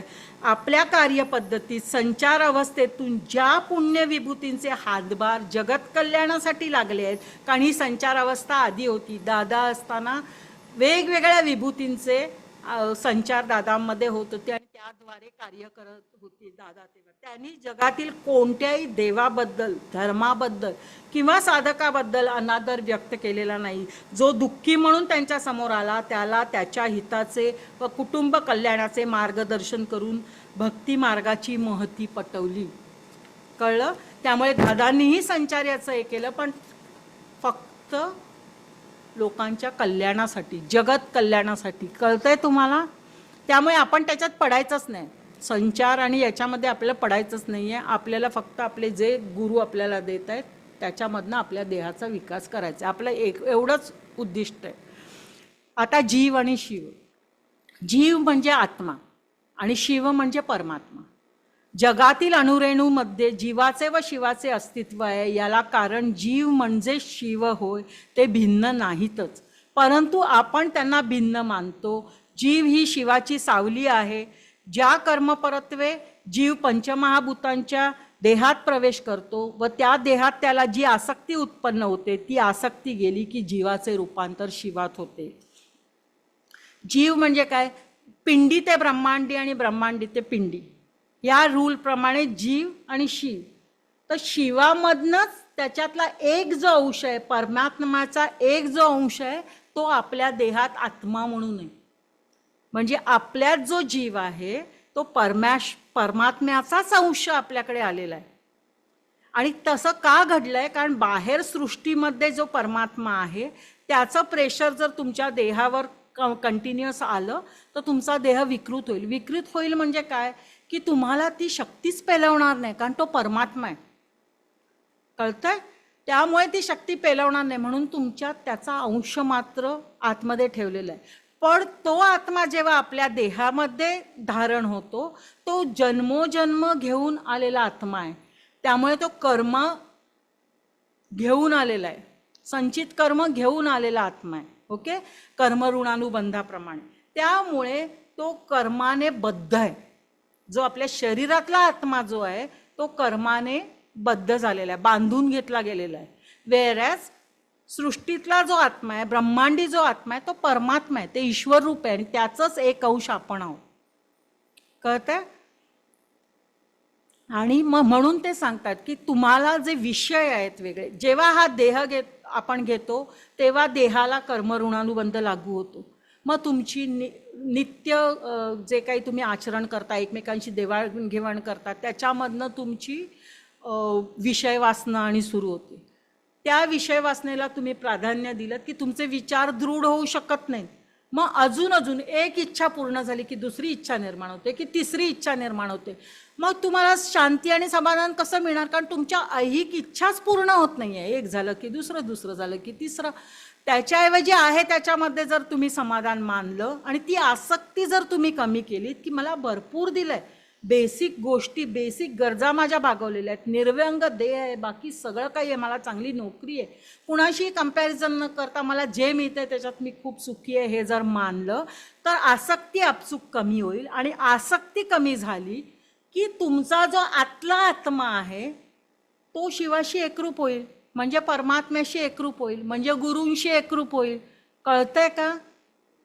खूप कठीण जातंय हां. सच्चिदानंदाचा प्रकाश हा शिवाला, मग जीवाला व तेथून देहाला, पर्यायाने कर्मेंद्रिय व ज्ञानेंद्रियाला मिळतो व त्यामुळे सृष्टीचे ज्ञान होते. या सर्वांचा विचार करून उपासना केली पाहिजे. उपासना म्हणजे आपल्याला साधन जे दिलेली आहेत सिद्ध करून दादानी ती करायची आहे. आता सच्चिदानंदाचा प्रकाश म्हणजे काय? सच्चित आनंद म्हणजे सदा तुम्ही सुखशांती समाधानाचा जो लाभ आहे तुम्हाला, हा शिवाला आहे. परमात्मा हा कायम कर्मरहित आहे, तो फक्त दुसऱ्याला देणं जाणतो. त्याच्यातला एक अंश आपल्यात आहे जो कर्म विहित आहे, कर्म घेऊन आलेला आहे, म्हणून त्याला तो सच्चिदानंदाचा आनंद मिळत नाहीये.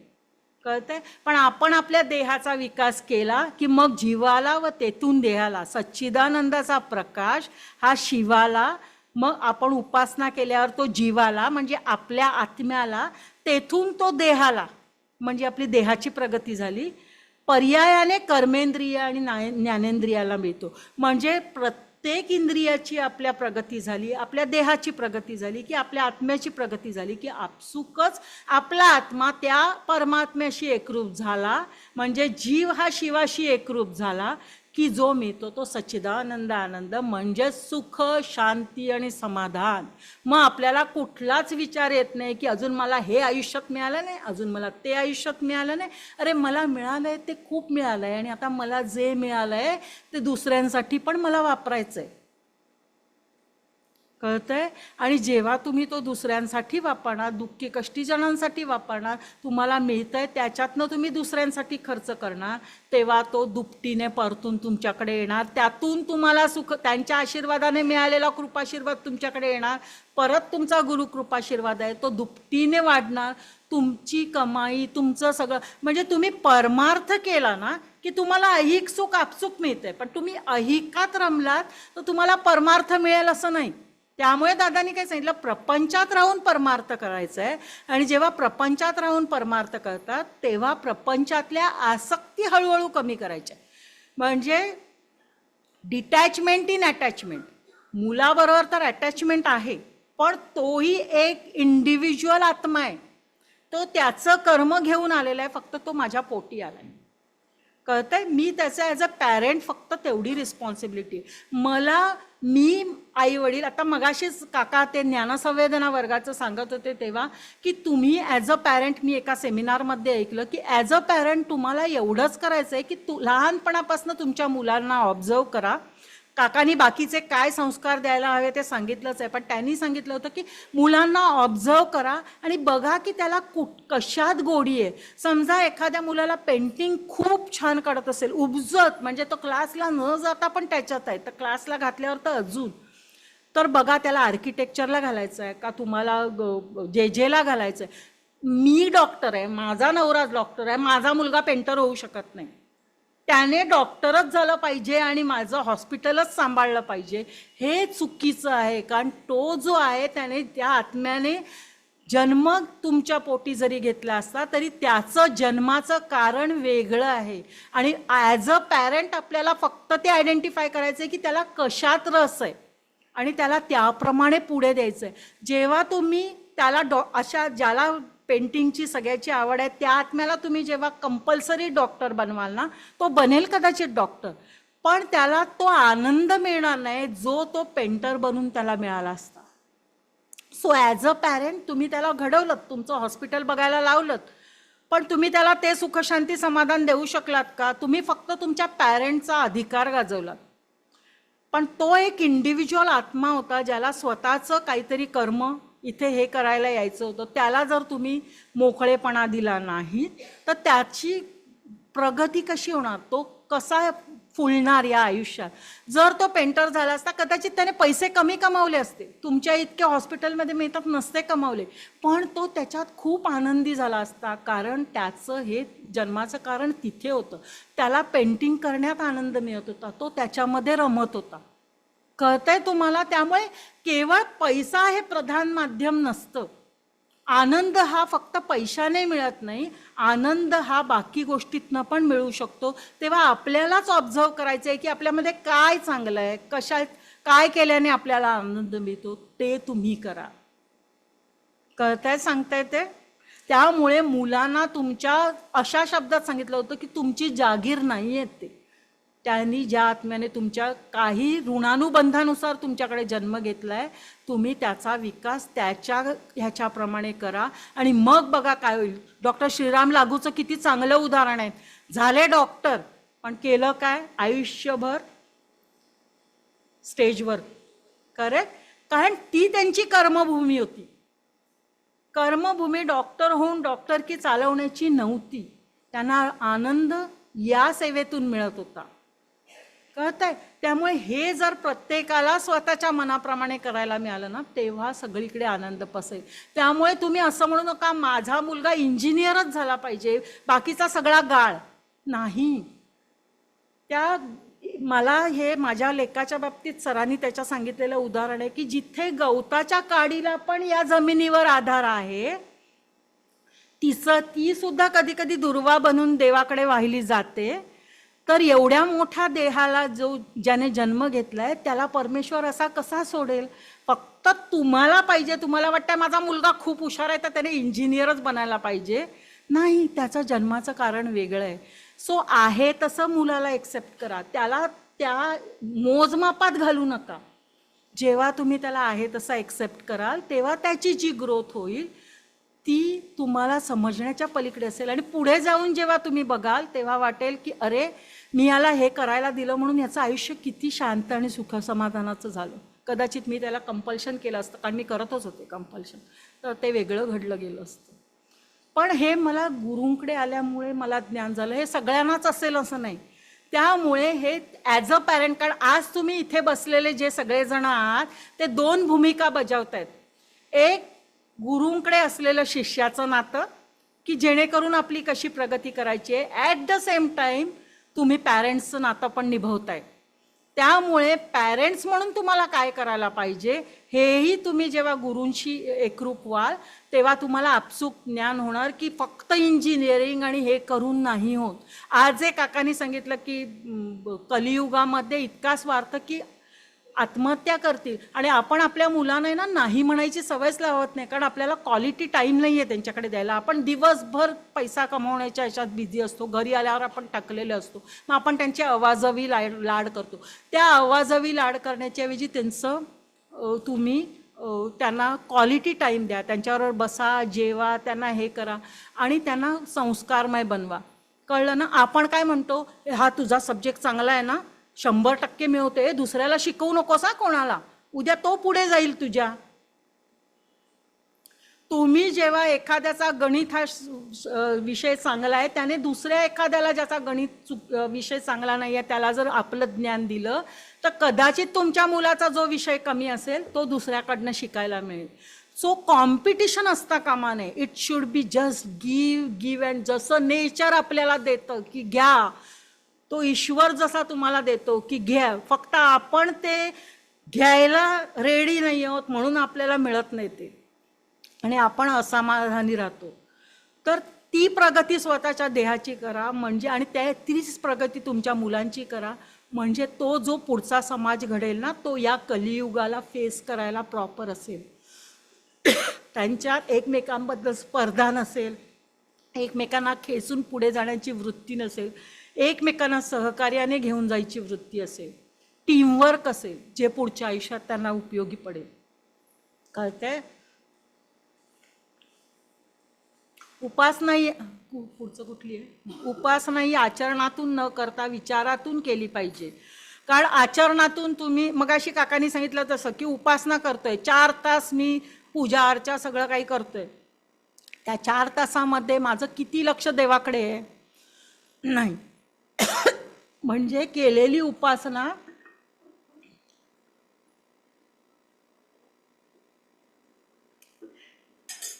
उपासना तुमच्या धारण प्रॉपर याने होत नाहीये, मग तुम्ही चिडचिड करता. बरं, त्या उपासनेची तयारी मात्र दुसऱ्याने, बायकोने, सगळ्यांनी याने त्याने करून द्यायची किंवा मुलीने करून द्यायची आणि मग तिच्यावर चिडचिड करायची. तुम्हाला प्रतिकात्मक उपासना करायची गरजच नाही आहे आणि आपल्या गुरुमार्गात तर अजिबातच नाही आहे. जे दादांनी दिलंय तेवढंच फॉलो करायचं आहे. एखाद वेळेस अनुष्ठान मांडायचं राहिलं तर एक वेळ चालेल, त्या औपचारात चालता कामा नये हे मी मान्य करते, पण चालेल. मी सांगते माझा अनुभव, ते चालेल. पण तुम्ही जीवनातली कर्तव्य जर केली नाहीत तर ते दादांना मान्य नाही. एक वेळ राहिलं, पुढच्या वेळी करा, हरकत नाही, दादा आहेत तुमच्याबरोबर. आणि तेव्हा पण तुम्हाला अनुभव येतो की तरीही दादा तुम्हाला साथ देतात. आणि तेव्हा मी म्हणते आज मी अनुष्ठान मांडू शकले तरी पण दादांनी आज मला याच्यातनं बाहेर काढलं. कारण दादांना माहिती आहे की तुम्ही काय चांगलं करता, काय करता, ते सतत तुमच्याबरोबर असतात. जसं म्हटलं तसं की तुम्ही चांगलं करत असाल तर तुम्हाला बॅकिंग असतं, तुम्ही चांगलं नसाल वागत आणि त्या देहाचा विकास करत नसाल तर एक फटका असतो की जेणेकरून एखादी अडचण येते, मग तुम्ही इथे येता विचारायला किंवा काय करता किंवा स्वतःच विचार करता आणि चेंज करता. सो गुरु असं वागलात तरी मागे आहेत आणि असं वागलात तरीही मागेच आहेत, कारण त्यांना तुम्हाला एक योग्य दिशेला घेऊन जायचं आहे. सो आचरणातून न करता विचारातून केली पाहिजे, कारण आचरण हे कारणिक आहे आणि विचार हे निरंतर, मला फास्ट करायला हवं. विचार हे संस्कारमय आहेत व अनेक जन्मातून शिवाबरोबर येतात, परंतु प्रत्येक जन्मात जीवाला प्राप्त होणारा देह हा वेगळा आहे. प्रत्येक जन्मात देह वेगळा आहे, त्याच्याप्रमाणे केलेलं कर्म वेगळं आहे आणि ते कर्म जे संचित होऊन पुढच्या जन्मामध्ये येतं. आणि काकांनी सांगितलं तसं सत्कर्म आणि दुष्कर्म दोन्ही घेऊन आपण येतो. पण आज आपल्याला गुरुमार्ग लाभला आहे, त्यामुळे आपल्या दुष्कर्माचे प्रहार आपल्यावर गुरु होऊ देत नाही, त्यांना प्रतिकूलचे अनुकूल करून देतात आणि थोडंसंच तुम्हाला भोगायला लावतात. पण ते थोडंसं भोगावं लागतं, ते पण आपल्याला मान्य नसतो. का तर आम्ही गुरुमार्गात आलो, दादाबाबांची एवढी सेवा करतो तरी आम्हाला का आहे? एवढं जे तुमचा हात कापला गेला असता डायबिटिक्समुळे, त्याच्याऐवजी फक्त बोटाचं टोक कापलं गेलं तरी आपल्याला ते मान्य नाही आहे. म्हणजे तुम्हाला काही सहन काहीच करायचं नाही, फक्त आम्हाला द्या, आम्ही कसंही झालं तरी आम्हाला फक्त सगळं हवं आहे. नाही, असा विचार करा, आज माझा एवढा हात गेला असता तर माझा एक हात नव्हता, पण आज माझं बोट गेलं, मी बाकी सगळं करू शकतो ना. आणि ते का गेलं तर ते माझ्याच चुकीने गेलं, मी वेळेत सावध झालो नाही म्हणून ते गेलं ना. डायबिटिक्स असताना तुम्ही जर का तो इग्नोर करताय तर ही चुकी कोणाची आहे? तरीही विचार करायचा की गुरूंनीच मला हे केलं पाहिजे. नाही, आपली काळजी, आपल्या देहाची काळजी आपण घ्यायची. कळतंय? परंतु प्रत्येक जन्मात जीवाला प्राप्त होणारा देह हा वेगळा असतो. त्याला संस्काराअभावी उपासना करायची सवय नसते. म्हणून शिव त्या देहाला प्रेरणा देतो की सेवा कर म्हणजे संस्कार होतील. सेवा कर म्हणजे आपल्या गुरुमार्गात जे साधनं दिली आहेत त्यांचा अवलंब कर, म्हणजे तुझ्या या देहावर संस्कार होतील, त्या देहाची प्रगती होईल आणि त्यातून तुला जे गुरूंना अपेक्षित आहे ते कार्य घडेल तुझ्या पुढच्या आयुष्यात आणि तुला स्वतःलाही सुख शांती समाधानाचा लाभ होईल. बुद्धी ही जीवाकडे आहे आणि चित्त आणि अहंकार हे शिवाकडे आहे, म्हणजे परमेश्वराकडे. या दोघांच्या मध्ये मन आहे. दोन्हीकडील स्पंद मनावर उमटतात, म्हणून मन द्विधा होतं.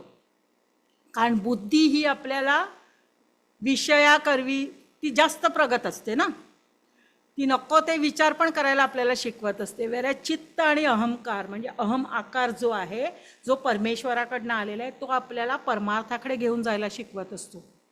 याच्यामध्ये आपलं जे मन आहे तिथे आपल्याला विकार परत्वे विचार स्थिर करायचे आहेत का आचार आणि विचार गुरुमार्गाप्रमाणे स्थिर करायचे आहेत हे आपल्याला ठरवायचं आहे. आणि त्याप्रमाणे तुम्हाला मन डेव्हलप करायचं आहे. हे तुम्हाला काकांनी मगाशी सांगितलं की मनाची प्रगती करायची आहे आणि मनाचं ऐकून पुढे जायचं आहे. कळलं ते का? ते ह्या कारणापायी की जीव म्हणजे आतल्या आत्म्याकडे आपल्याकडे बुद्धी आहे आणि तिकडनं आपल्याला चित्त आणि अहम आकार मिळतोय. त्याच्यामध्ये मन आहे जे अस्थिर होतं या दोन्हीकडच्या आहे, त्याला स्थिर करायचं आहे. म्हणजे आपल्या जीवनातल्या सततचे डिमांड्स आपले कमी झाले आणि आहे त्याच्यात आपण सुखशांती समाधान अनुभवलं. याचाच अर्थ काय होईल? आपले आचार विचार एकरूप झाले आणि ते जेव्हा गुरूंकडे एकरूप होतात तेव्हा तुम्हाला जे हवं ते सुखशांती समाधान आयुष्यात प्राप्त होतं आणि तुमचं माध्यम दुसऱ्याला सुखशांती समाधान प्राप्त करून देण्यासाठी विकसित होतं. नकळत होतं. आपल्यालाच पटकन वाईट वाटतं, आपल्याला दुसऱ्याचं हे बघून वाईट वाटतं, त्याच्यासाठी आपण काहीतरी करतो, त्यांना इथे घेऊन येतो. हीच ती भावना आणि हीच ती हळूहळू होणारी विश्वशांती. उपासनेला बसल्यानंतर प्रथम जीव कार्य करीत असतो व जेव्हा उपासनेशी एकरूप होऊन डोळे मिटले जातात त्यावेळी शिवाकरवी कार्य होते. याला कारण जीव हा विचारांशी एकरूप न होता आचारांशी एकरूप झालेला असतो. आपण आचरणाला जास्त महत्त्व देतो, पण आचरण हे कशावर आहे? देहाच्या विकासावर आहे. त्यामुळे इनडायरेक्टली तेच जर विचार पक्के केले गुरुमार्गाप्रमाणे आणि गुरु आज्ञेप्रमाणे की आचरण आपसूक होणार आहे, हा देहाचा विकासही आपसूक होणार आहे. कळतंय? त्यामुळे ते विचार जे आहेत ते आपल्या गुरूंच्या ह्याच्याशी एकरूप झालेले असले पाहिजेत की आपसूक बाकीचं सगळं एकरूप व्हायला मदत होते. आचरणातून केलेली उपासना ही क्षणिक आहे. कळलं? म्हणजे तुम्ही जी काही किती वेळ करता 4 तास ती क्षणिक आहे आणि ती पुन्हा किती लाभ देईल याचंही नाही, उलट तुम्हाला रागीट बनवेल किंवा काहीतरी. त्यातून विचारातून केलेली उपासना ही निरंतर असते, म्हणून त्यात प्राप्त होणारा आनंद देखील निरंतर असतो. आपण जेव्हा सुरुवातीला ओंकार साधना करतो ती आपल्या आचारातनं करतो, तेव्हा तुम्हाला आठवत असेल तर सगळीभर हिंडून येतो आपण. ओम श्री साईनाथाय सुरू झालं की आपण सगळं जग धुंडाळायला 108 होईपर्यंत सुरुवात करतो. हळूहळू हळूहळू ते विचार कमी व्हायला लागतात आणि तुम्ही त्या साधनेशी एकरूप होता, म्हणजे तुमचे विचार स्थिर व्हायला मदत होते. आचरणातून केलेली उपासना ही क्षणिक असते, या उलट विचारातून केलेली उपासना ही निरंतर असते व त्यातून होणारा आनंद देखील निरंतर असतो. आपल्यातील चैतन्य व आपल्या बाहेर आपल्यामधील चैतन्य व आपल्या बाहेरील निसर्गातील चैतन्य हे भिन्न नाही. फक्त आपल्यामधील चैतन्य हे कर्मबंधनात बद्ध असते. म्हणजे जे ईश्वररूप चैतन्य आपल्या ह्याच्यात आलेलं आहे आत्मा, तो कर्मबंधनात अडकलेला आहे आणि म्हणून ते देहानुसार आपल्याला सगळी कर्म करावी लागतात. म्हणून काकांनी सांगितलं त्यात सत्कर्माची भर घाला. आणि तुम्हाला जर प्रार्थनेतलं आपलं शेवटचं वाक्य आठवत असेल तर गतजन्मातनं आलेले आपल्याला ऋणानुबंध हे करायचेच आहेत, पण पुढील जन्मांची तरतूद या जन्मी अतिप्रयत्नाने करावी. म्हणजे काय की या जन्मामध्ये गुरु लाभले आहेत तर त्या देहाचा विकास करून तुमचे विचार त्या ठिकाणी दृढ करा आणि तुमचं आचरण त्या मार्गाला अपेक्षित असं करा. म्हणजे काका म्हणाले तसं पुढच्या जन्मात सत्कर्म जास्त आहे, दुष्कर्म कमी. असं करत करत दुष्कर्म घालवून टाकायचं आहे आपल्याला. कळतंय आता? आपल्यामधील चैतन्य व आपल्या बाहेरील निसर्गातील चैतन्य हे भिन्न नाहीत. फक्त आपल्यामधील चैतन्य हे कर्मबंधनात बद्ध असते, तर बाहेरील चैतन्य हे कर्मापासून मुक्त असते. कारण तो ईश्वरच आहे, परमात्मा आहे, तो शिव. आपल्या देहातील चैतन्य मूळ चैतन्य अथवा आदिब्रह्माचा अंश आहे, म्हणजे त्याचा अंश आपल्या आतमध्ये आहे. चैतन्य हे चराचरात आहे आणि ते दोन्ही जेव्हा एकरूप होतं तेव्हा पिंडी ते ब्रह्मांडी, ब्रह्मांडी ते पिंडी, जीव आणि शिव एकरूप होतात आणि तुमची प्रगती होते. आणि कधी ती मुक्ती तुम्हाला मिळते? मुक्ती म्हणजे काय? तुम्हाला या आयुष्यात मिळालेलं निरंतर सुख शांती समाधान म्हणजेच मुक्ती आहे. ती मुक्ती ती पुढची बघायची गरज नाही आहे. ज्याप्रमाणे आपल्या देहात चैतन्य आहे त्याप्रमाणे ते बाहेर वातावरणातही पसरलेले आहे. या बाहेरील चैतन्यापासून देहाचे रक्षण करण्यासाठी परमेश्वरांनी आतही चैतन्य ठेवलेले आहे, म्हणजे आपला आत्मा. नाही तर बाहेरील चैतन्याच्या दाबामुळे शरीर विकृत होऊन जाईल. शरीरात व शरीराबाहेर दोन्हीकडे चैतन्य कार्य करीत असल्यामुळे देहाचा आकार विकृत होत नाही व देहाची चलनवलनाची क्रियाही सुलभपणे क्रियाशील होते. याचा अर्थ काय? जेव्हा दादांनी ओंकार साधना सिद्ध केली तेव्हा ओम जो आहे आपल्या ओंकार साधनेमधला तो खूप प्रखर होता. तो आपल्या भक्तांना पेलवला नसता, कारण आपली देहमाध्यमं तेवढी हे होत नव्हती. तेव्हा तो ओम जो आहे तो सेवा करून दादांनी स्वतःच्या शरीरात घेऊन त्याला सौम्य केला आणि तो सौम्य केलेला ओंकार आपल्या ओंकार साधनेत दृढ केला. मग जेव्हा तो सौम्य केला ना ओंकार, तेव्हा दादांवरही आघात झाला. जसं आपल्याला बाहेरची जे आपण पूजा अर्चा करतो त्याच्यामधनं देव तुम्हाला कायम आशीर्वाद देत असतो, पण तुमचं देह नाही आहे ना ते धारण करायला आहे. मग तुमची प्रखरता वाढते आणि मग तुम्ही चिडचिडे बनता, तापट बनता, कारण तुमचा देह सक्षम नाही आहे ते करायला. पण गुरूंनी आपल्यासाठी तो आघात सहन करून आपल्याला ओंकार साधनेचा लाभ करून दिला. तर त्याचा निरंतर रेग्युलरली आपण ओंकार साधना करून आपल्या देहाचा विकास करणं हे आपलं कर्तव्य आहे. आता गुरूंनी मार्गदर्शन दिलेलं आहे, जेवढं करायचं तेवढं त्यांनी करून ठेवलेलं आहे. आता आपला विकास आपल्या हातात आहे आणि हा उलट्या तऱ्हेनेही जाऊ शकतो. तुम्ही चुकीचे वागलात तर दिलेल्या सगळ्या दीक्षा उलट्या होऊ शकतात आणि परत या जन्मात तुम्हाला कारण दीक्षा मिळणार नाही. तेव्हा तुमचं पाऊल मागे येऊ देऊ नका. आयदर तिथेच राहा किंवा तुमची प्रगती करून घ्या. उलट यायची पण दिशा मोकळी आहे तुम्हाला.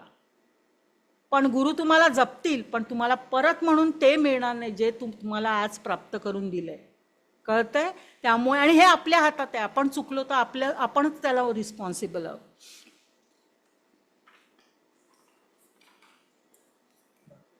नाही राहू दे, ते सगळं वाचून मी सांगितलेलं आहे. त्यामुळे आता मला 10 मिनटं काकांनी मेसेज पाठवलेला आहे, 10 मिनटं राहिलेली आहेत. जेव्हा आपले कर्म आपण गुरुला अर्पण करतो, प्राप्त जन्मात आपल्यापाशी अनावश्यक कर्म थोडे आहे व आवश्यक कर्म अधिक आहे. गुरुने दाखविलेल्या मार्गाप्रमाणे जर अनावश्यक कर्म आपण काढून टाकले तर आपला जीवनोद्धार दूर नाही. हे आता वेळोवेळी मी जे वाचून दाखवते. तुम्हाला जर वाटलं की इथे एक्सप्लेनेशन द्या तर मला थांबवा. अनावश्यक कर्माचा संचय हा आपल्या विचारांनी होतो व मग अडचणी निर्माण होतात. कारण विषयांना आपला विचार बनवला की अडचणी निर्माण झाल्या. पण तेच जर विषयांचं हे कमी करून जर विचार आपले प्रगत केले आणि ते गुरूंच्या विचारांशी एकरूप केले की मग आपला प्रगती झाली. सो त्यामुळे कुठलीही उपासना करताना किंवा प्रत्येक क्षणाला ही भावना पाहिजे की देवा मी तुझा आहे आणि तू माझा आहेस. गुरु माझे सर्वस्व आहेत. माझ्या आयुष्यात जे घडतंय ते गुरुकृपेने घडतंय, मग ते भलेही माझ्या भल्याचं असो किंवा नसो. हा 100% विश्वास. आणि जेव्हा कधी आपल्या आयुष्यात अडचण येईल ना तेव्हा हे म्हणायचं स्वतःला. चांगलं असताना तर आहेच आहे, नसेल तेव्हा हे आपल्याकडे आपण ठासून सांगायचं की आज ही आलेली आहे ना, ही माझी परीक्षा आहे. काहीतरी मला ह्यातनं चांगलं दाखवायचं आहे गुरूंना, ह्यातनं माझ्या लॉंग टर्म भल्याचंच आहे. तेव्हा मी त्याचं दुःख करणार नाही. माझ्या मागे माझे गुरु आहेत. आपण कर्मविहित आहोत व गुरु कर्म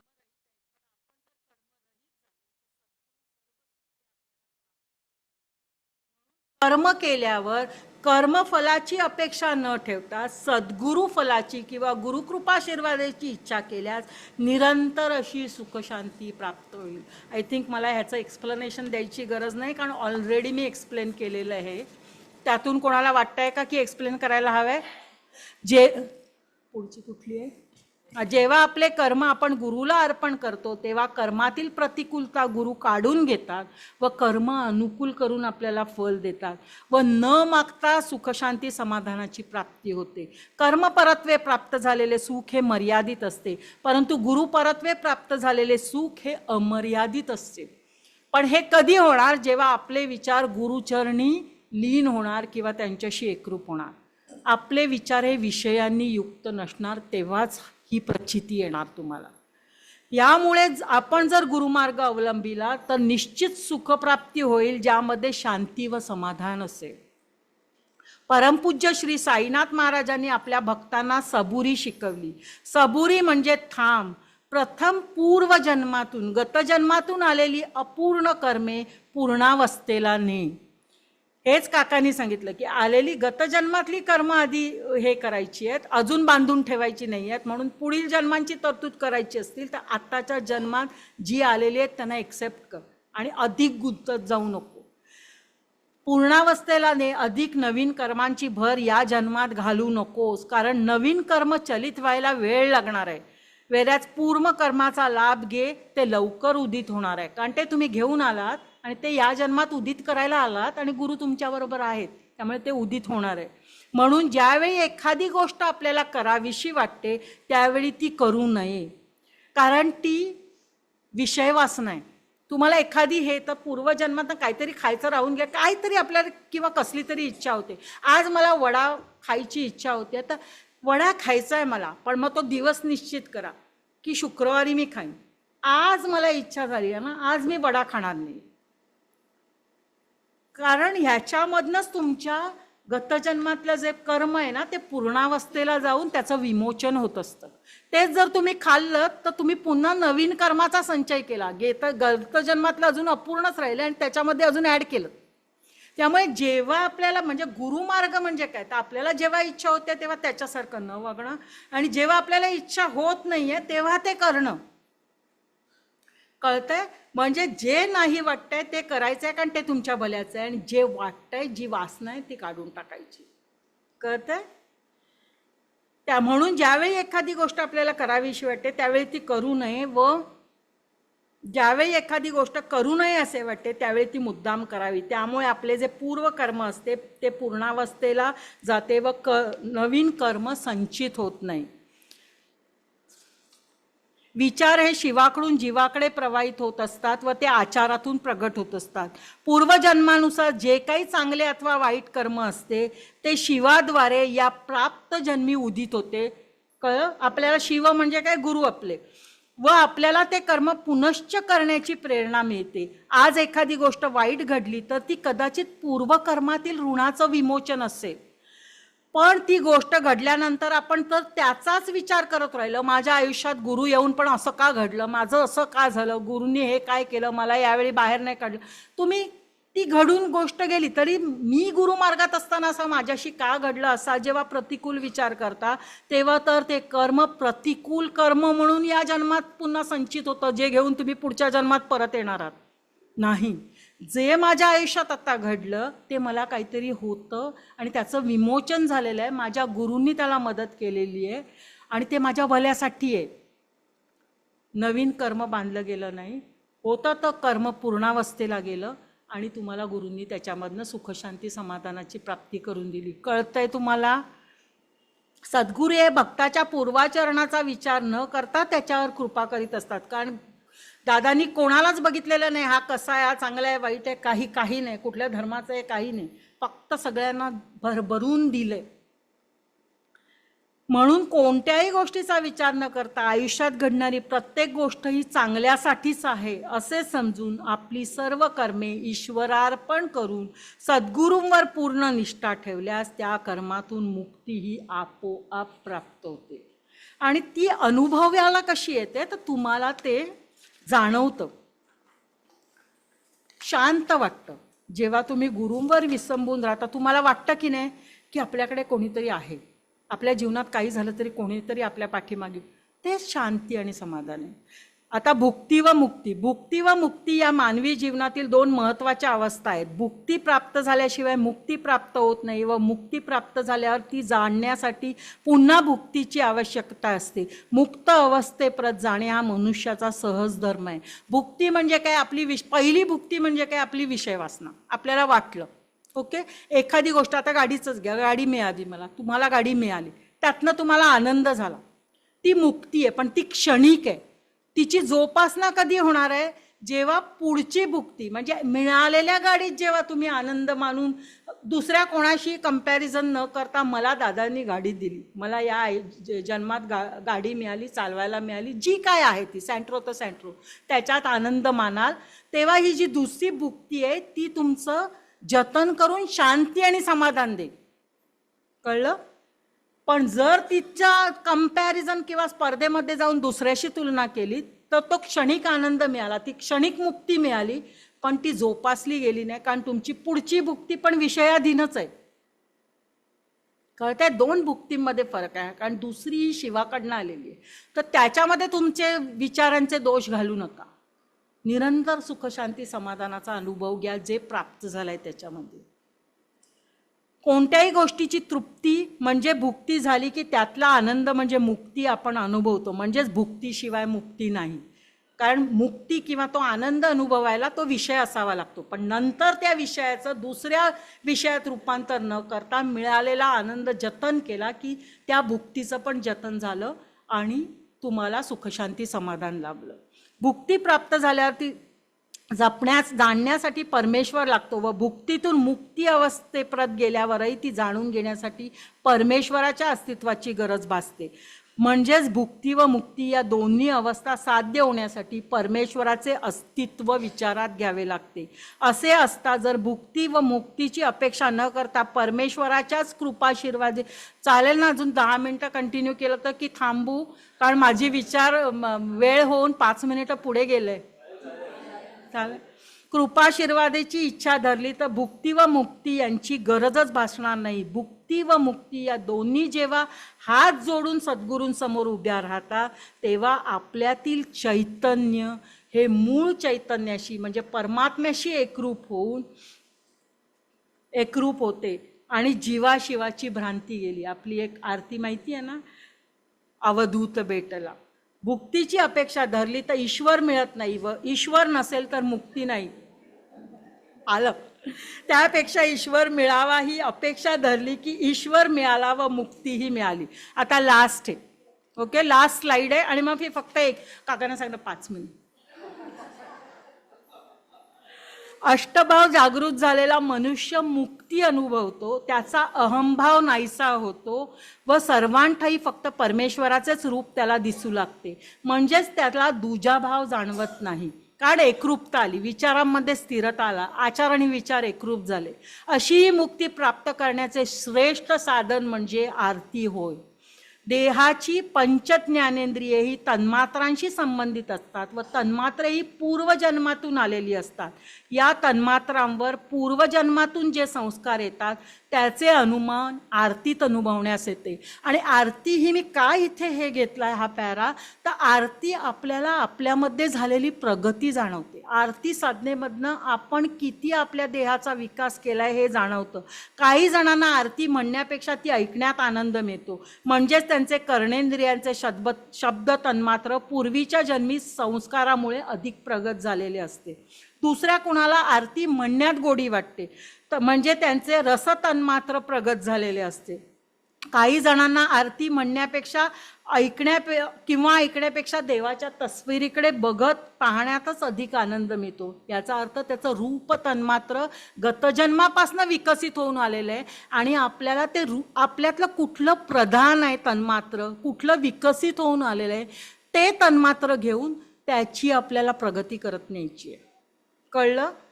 म्हणजे तुम्हाला आरतीमधनं आयडेंटिफाय होतं की मला म्हणायला आवडते, कोणाचं अनुकरण नाही करायचं. आपल्या बाजूचं मोठ्याने म्हणतोय म्हणून आता आपण पण मोठ्याने म्हणायला नाही.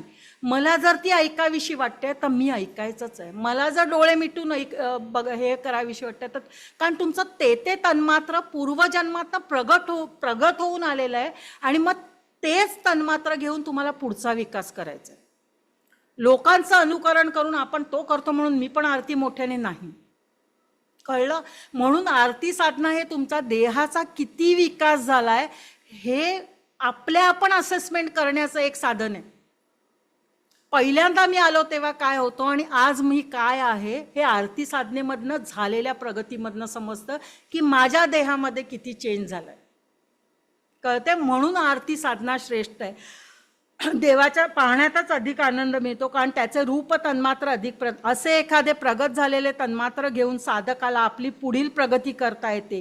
परंतु आपण अजून आपल्या ज्ञानेंद्रियांचे देहिक अनुमान न शोधल्यामुळे, कारण आपल्याला माहीत नाही आहे की आपलं कुठलं तन्मात्र जागा आहे, पण ते कसं आता आयडेंटिफाय करायचं आणि कसं असेस करायचं ते तुम्हाला सांगितलं गेलेलं आहे. आपल्या आरती साधनेमध्ये आपल्या आतून आपल्याला काय भाव निर्माण होत आहेत ते बघा आणि ते तुम्ही फॉलो करा. दुसऱ्याचं अनुकरण करू नका. त्यानेच तेच तन्मात्र घेऊन तुम्हाला पुढे जायचं आणि त्याचा अजून विकास करायचा आहे. शोधल्यामुळे आपली प्रगती होत नाही. एकदा का आपले साधन सापडले की साध्य दूर नाही. आणि ही जी आहे ना ही आकृती, हे काकांनी आम्हाला बाळेकुंद्रीला खूप समजावलं होतं की 5 स्थानं, तत्व, कोश आणि तन्मात्र. तर तन्मात्र हे गतजन्मातनं येतात. तन्मात्रावर हे करणं सगळं पटापट काढून झाली वेळ. हां, ओके सर. तर हे सगळी ही स्थानं आहेत, ही तत्व आहेत, कोश आहेत, हे सगळे आहेत. आता हे वाचून तुम्हाला हे मोठमोठे वर्ड्स ते सगळे आहेत. मी आता तुम्हाला एक्सप्लेन करत बसत नाही. आता त्याच्यामधलं आपलं अंतिम ध्येय काय आहे दादांचं, तर सर्व तत्व जी आहे ही आकाश तत्वात विलीन करायची. म्हणजे तत्व जी आहे ते पृथ्वीपासनं, पृथ्वी म्हणजे तुमचं नाभिस्थान, नाभिस्थानापासनं आपला विकास होत ब्रह्मस्थानापर्यंत न्यायचा. म्हणजेच पृथ्वीपासनं सगळी जे तत्व आहे ती आकाश तत्वात विलीन करायची पंचमहाभूत तत्वामध्ये. सेम वेने अन्नमय कोश जो आहे तो नाभी तत्वाशी रिलेटेड आहे. सिमिलरली तो नेऊन आनंदमय कोशामध्ये विलीन करायचा.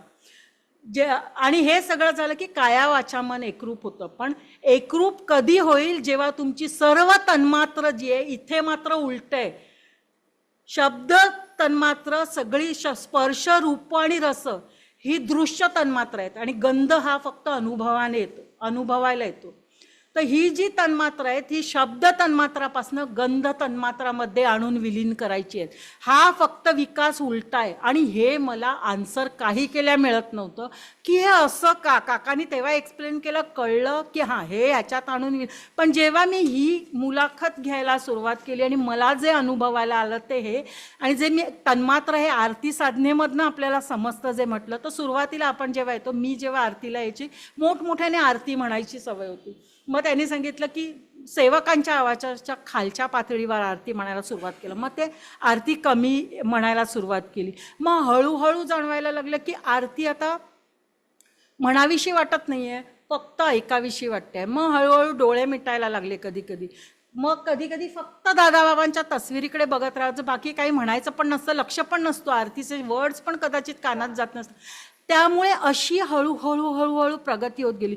मध्येच कधीतरी पुन्हा आरती म्हणायची पण हे होते, कळलं ना. पण आता मोठ्याने म्हटली जात नाही, कारण आता माहिती आहे की सेवकांच्या खाली आवाज ठेवायचा, कारण त्यांचं जे आहे आपण ग्रहण करायला शिकलं पाहिजे. तर शब्द जे आहे, आता मला हे कळत नव्हतं की जर आनंदमय कोशाशी रिलेटेड तन्मात्र तिथे जर शब्द येत आहे तर उलटं कसं जायचं, हे मला काही केल्या कळत नव्हतं. तर ते असं आहे की जेव्हा आपण शब्द म्हणजे काय, तुम्ही आरती मोठ्याने म्हणता, ओके, त्या जी बडबड आहे किंवा जी आरती आहे किंवा त्याला कंट्रोलमध्ये आणायचं आहे, मिनिमम बोलायला शिकायचं आहे, लोकांच्या चांगल्याबद्दल बोलायला शिकायचं आहे. अशा तऱ्हेने शब्द तन्मात्र तुमचं विकसित अजून करून स्पर्श तन्मात्राकडे यायचं आहे. सो हळूहळू तुम्ही फक्त बघायला हे कराल किंवा तुमच्यामुळे तुम्ही कोणाला तरी आधार द्याल. त्याच्यानंतर रूप, तुम्ही आरतीत बघताना फक्त तस्विरीकडे बघत राहा असं कर. म्हणजे आपल्याला वाटतं की आनंदमय कोशाशी रिलेटेड जर शब्द दिलेला आहे तर ते का, तर ते गतजन्मातनं आलेलं तुमचं शब्द तन्मात्र विकसित आहे म्हणून मोठमोठ्याने आरत्या म्हणताय. पण हळूहळू जसजसा विकास होईल तसं त्या शब्द तन्मात्राने तुम्ही लोकांना आधार द्यायला शिकाल, तुम्ही हळूहळू शांत व्हाल, कंट्रोल्ड बोलायला शिकाल. आणि ते जेव्हा होईल तेव्हा दुसऱ्या तन्मात्रात, तिसऱ्या तन्मात्रात असं करत गंध तन्मात्रात त्याला विसर्जित करायचं आहे. आणि गंध तन्मात्रात होईल तेव्हा फक्त तुम्हाला सुगंधाचा अनुभव येईल, सुख शांती समाधानाचा अनुभव येईल. तेव्हा याच्या पुढे प्रत्येकाला स्वतःचं असेसमेंट स्वतः आरती साधनेमधनं करता आलं पाहिजे. मी तुम्हाला तन्मात्राचं हे दिलं आणि जे तुमचं तन्मात्र विकसित आहे त्याचा पुढे विकास करायचा आहे. म्हणजे काय, तर आरती मी मोठ्याने म्हणते तर मी तशीच म्हणत जायची आहे नाही. आरती मी मोठ्याने म्हणते म्हणजे माझं शब्द तन्मात्र विकसित गतजन्मापासून आलेलं आहे. आता मला त्याला कंट्रोल करून अजून विकास करायचा आहे आणि ते दुसऱ्यांसाठी वापरायचं. कळतंय? म्हणून ते उलटंय आणि ते जाऊन गंध तन्मात्रात हे होतं आणि तेव्हा सुखशांती समाधानाचा लाभ होतो. कळलं? आता आरती मला म्हणायची आहे की नाही मला माहीत नाही, कारण खूप वेळ गेलेला आहे. त्यामुळे काकांनाच सांगू दे काय सांगायचं ते. पण तुम्हाला कोणालाही जड झालं नाही ना म्हणायची आहे तर निरंजनला पाठ.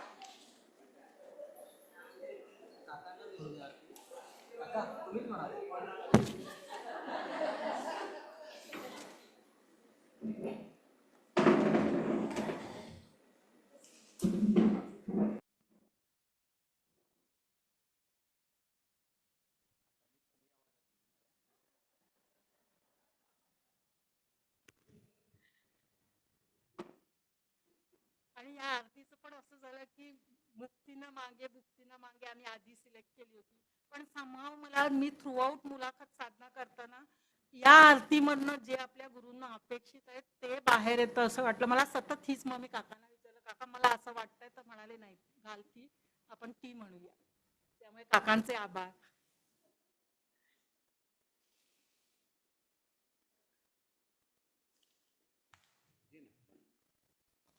तुम्ही माझ्या बरोबर म्हणा. माझा हृद कमल कर्णिके माझी, हृद कमल कर्णिके माझी, सद्गुरु वैष्णवीला, हृद कमल कर्णिके माझी, हृद कमल कर्णिके माझी, सद्गुरु वैष्णवीला, हृद कमल कर्णिके माझी, हृद कमल माझी, प्रेमानंदे तो पूजिला, प्रेमानंदे तो पूजिला, सद्गुरु वैष्णवीला, हृद कमल कर्णिके माझी, हृद कमल कर्णिके माझी, सद्गुरु वैष्णवीला, हृद कमल कर्णिके माझी, हृद कमल कर्णिके माझी, अंपणाचे अर्घ्य देता, अंपणाचे अर्घ्य देता, अधिष्ठानी शोभला, अधिष्ठानी शोभला, भावातीत गुरु लाभला, भावातीत गुरु लाभला, सद्गुरु वैष्णवीला, हृद कमल कर्णिके माझी, हृद कमल कर्णिके माझी, सद्गुरु वैष्णवीला, हृद कमल कर्णिके माझी, हृद कमल कर्णिके माझी, प्रेमामृताते स्नान घालिता, प्रेमामृताते स्नान घालिता, आत बाहेर भिजला, आत बाहेर भिजला, भक्त भजनी प्रेम सजला, भक्त भजनी प्रेम सजला, सद्गुरु वैष्णवीला, हृत कमल कर्णिके माझी, हृत कमल कर्णिके माझी, सद्गुरु वैसवीला. हृत कमल कर्णिके माझी, हृत कमल कर्णिके माझी, आत्मार्पण नैवेद्याने, आत्मार्पण नैवेद्याने, दत्ततृप्त झाला, दत्ततृप्त झाला. नित्य भजनी डुलू लागला, नित्य भजनी डुलू लागला, सद्गुरु वैसवीला. हृत कमल कर्णिके माझी, हृत कमल कर्णिके माझी, सद्गुरु वैसवीला. हृत कमल कर्णिके माझी, हृत कमल कर्णिके माझी. शुभम सच्चिदानंद सद्गुरु साईनाथ महाराज की जय. श्री गुरुदेव दत्त सदानंदाचार्य कोट सच्चिदानंद सद्गुरु श्री पंत महाराज की जय. श्री गुरुदेव दत्त श्री सद्गुरुनाथ दादा महाराज की जय. श्री गुरुदेव दत्त. फक्त 2च मिनिटं घेते. ही जी आरती आहे ना, आम्हाला अंजुताईंनी तिकडे सांगितलं, जे आले नव्हते त्यांना, ही जेव्हा ओंकार साधनेमधला ओम सौम्य करायला दादांनी हे केलं, तेव्हा ही आरती पंत महाराजांना माहिती होतं की त्यांच्या देहावर आघात होणार आहे आणि त्यांची शून्यवत अवस्था त्यांना प्राप्त होणार आहे. तेव्हा ही आरती त्यांनी सांगितलं, एक आरती तू माझ्याजवळ ठेवून जा. आणि तेव्हा दादांनी हृतकमल कर्णिके माझी पंतांजवळ ठेवली होती. आणि त्याचा अनुभव त्यांना, जेव्हा त्यांनी तो ओंकार सौम्य केला आणि त्यांच्यावर आघात झाला आणि शून्यवत अवस्थेतनं पुन्हा पूर्ववत आले, ती ही आहे.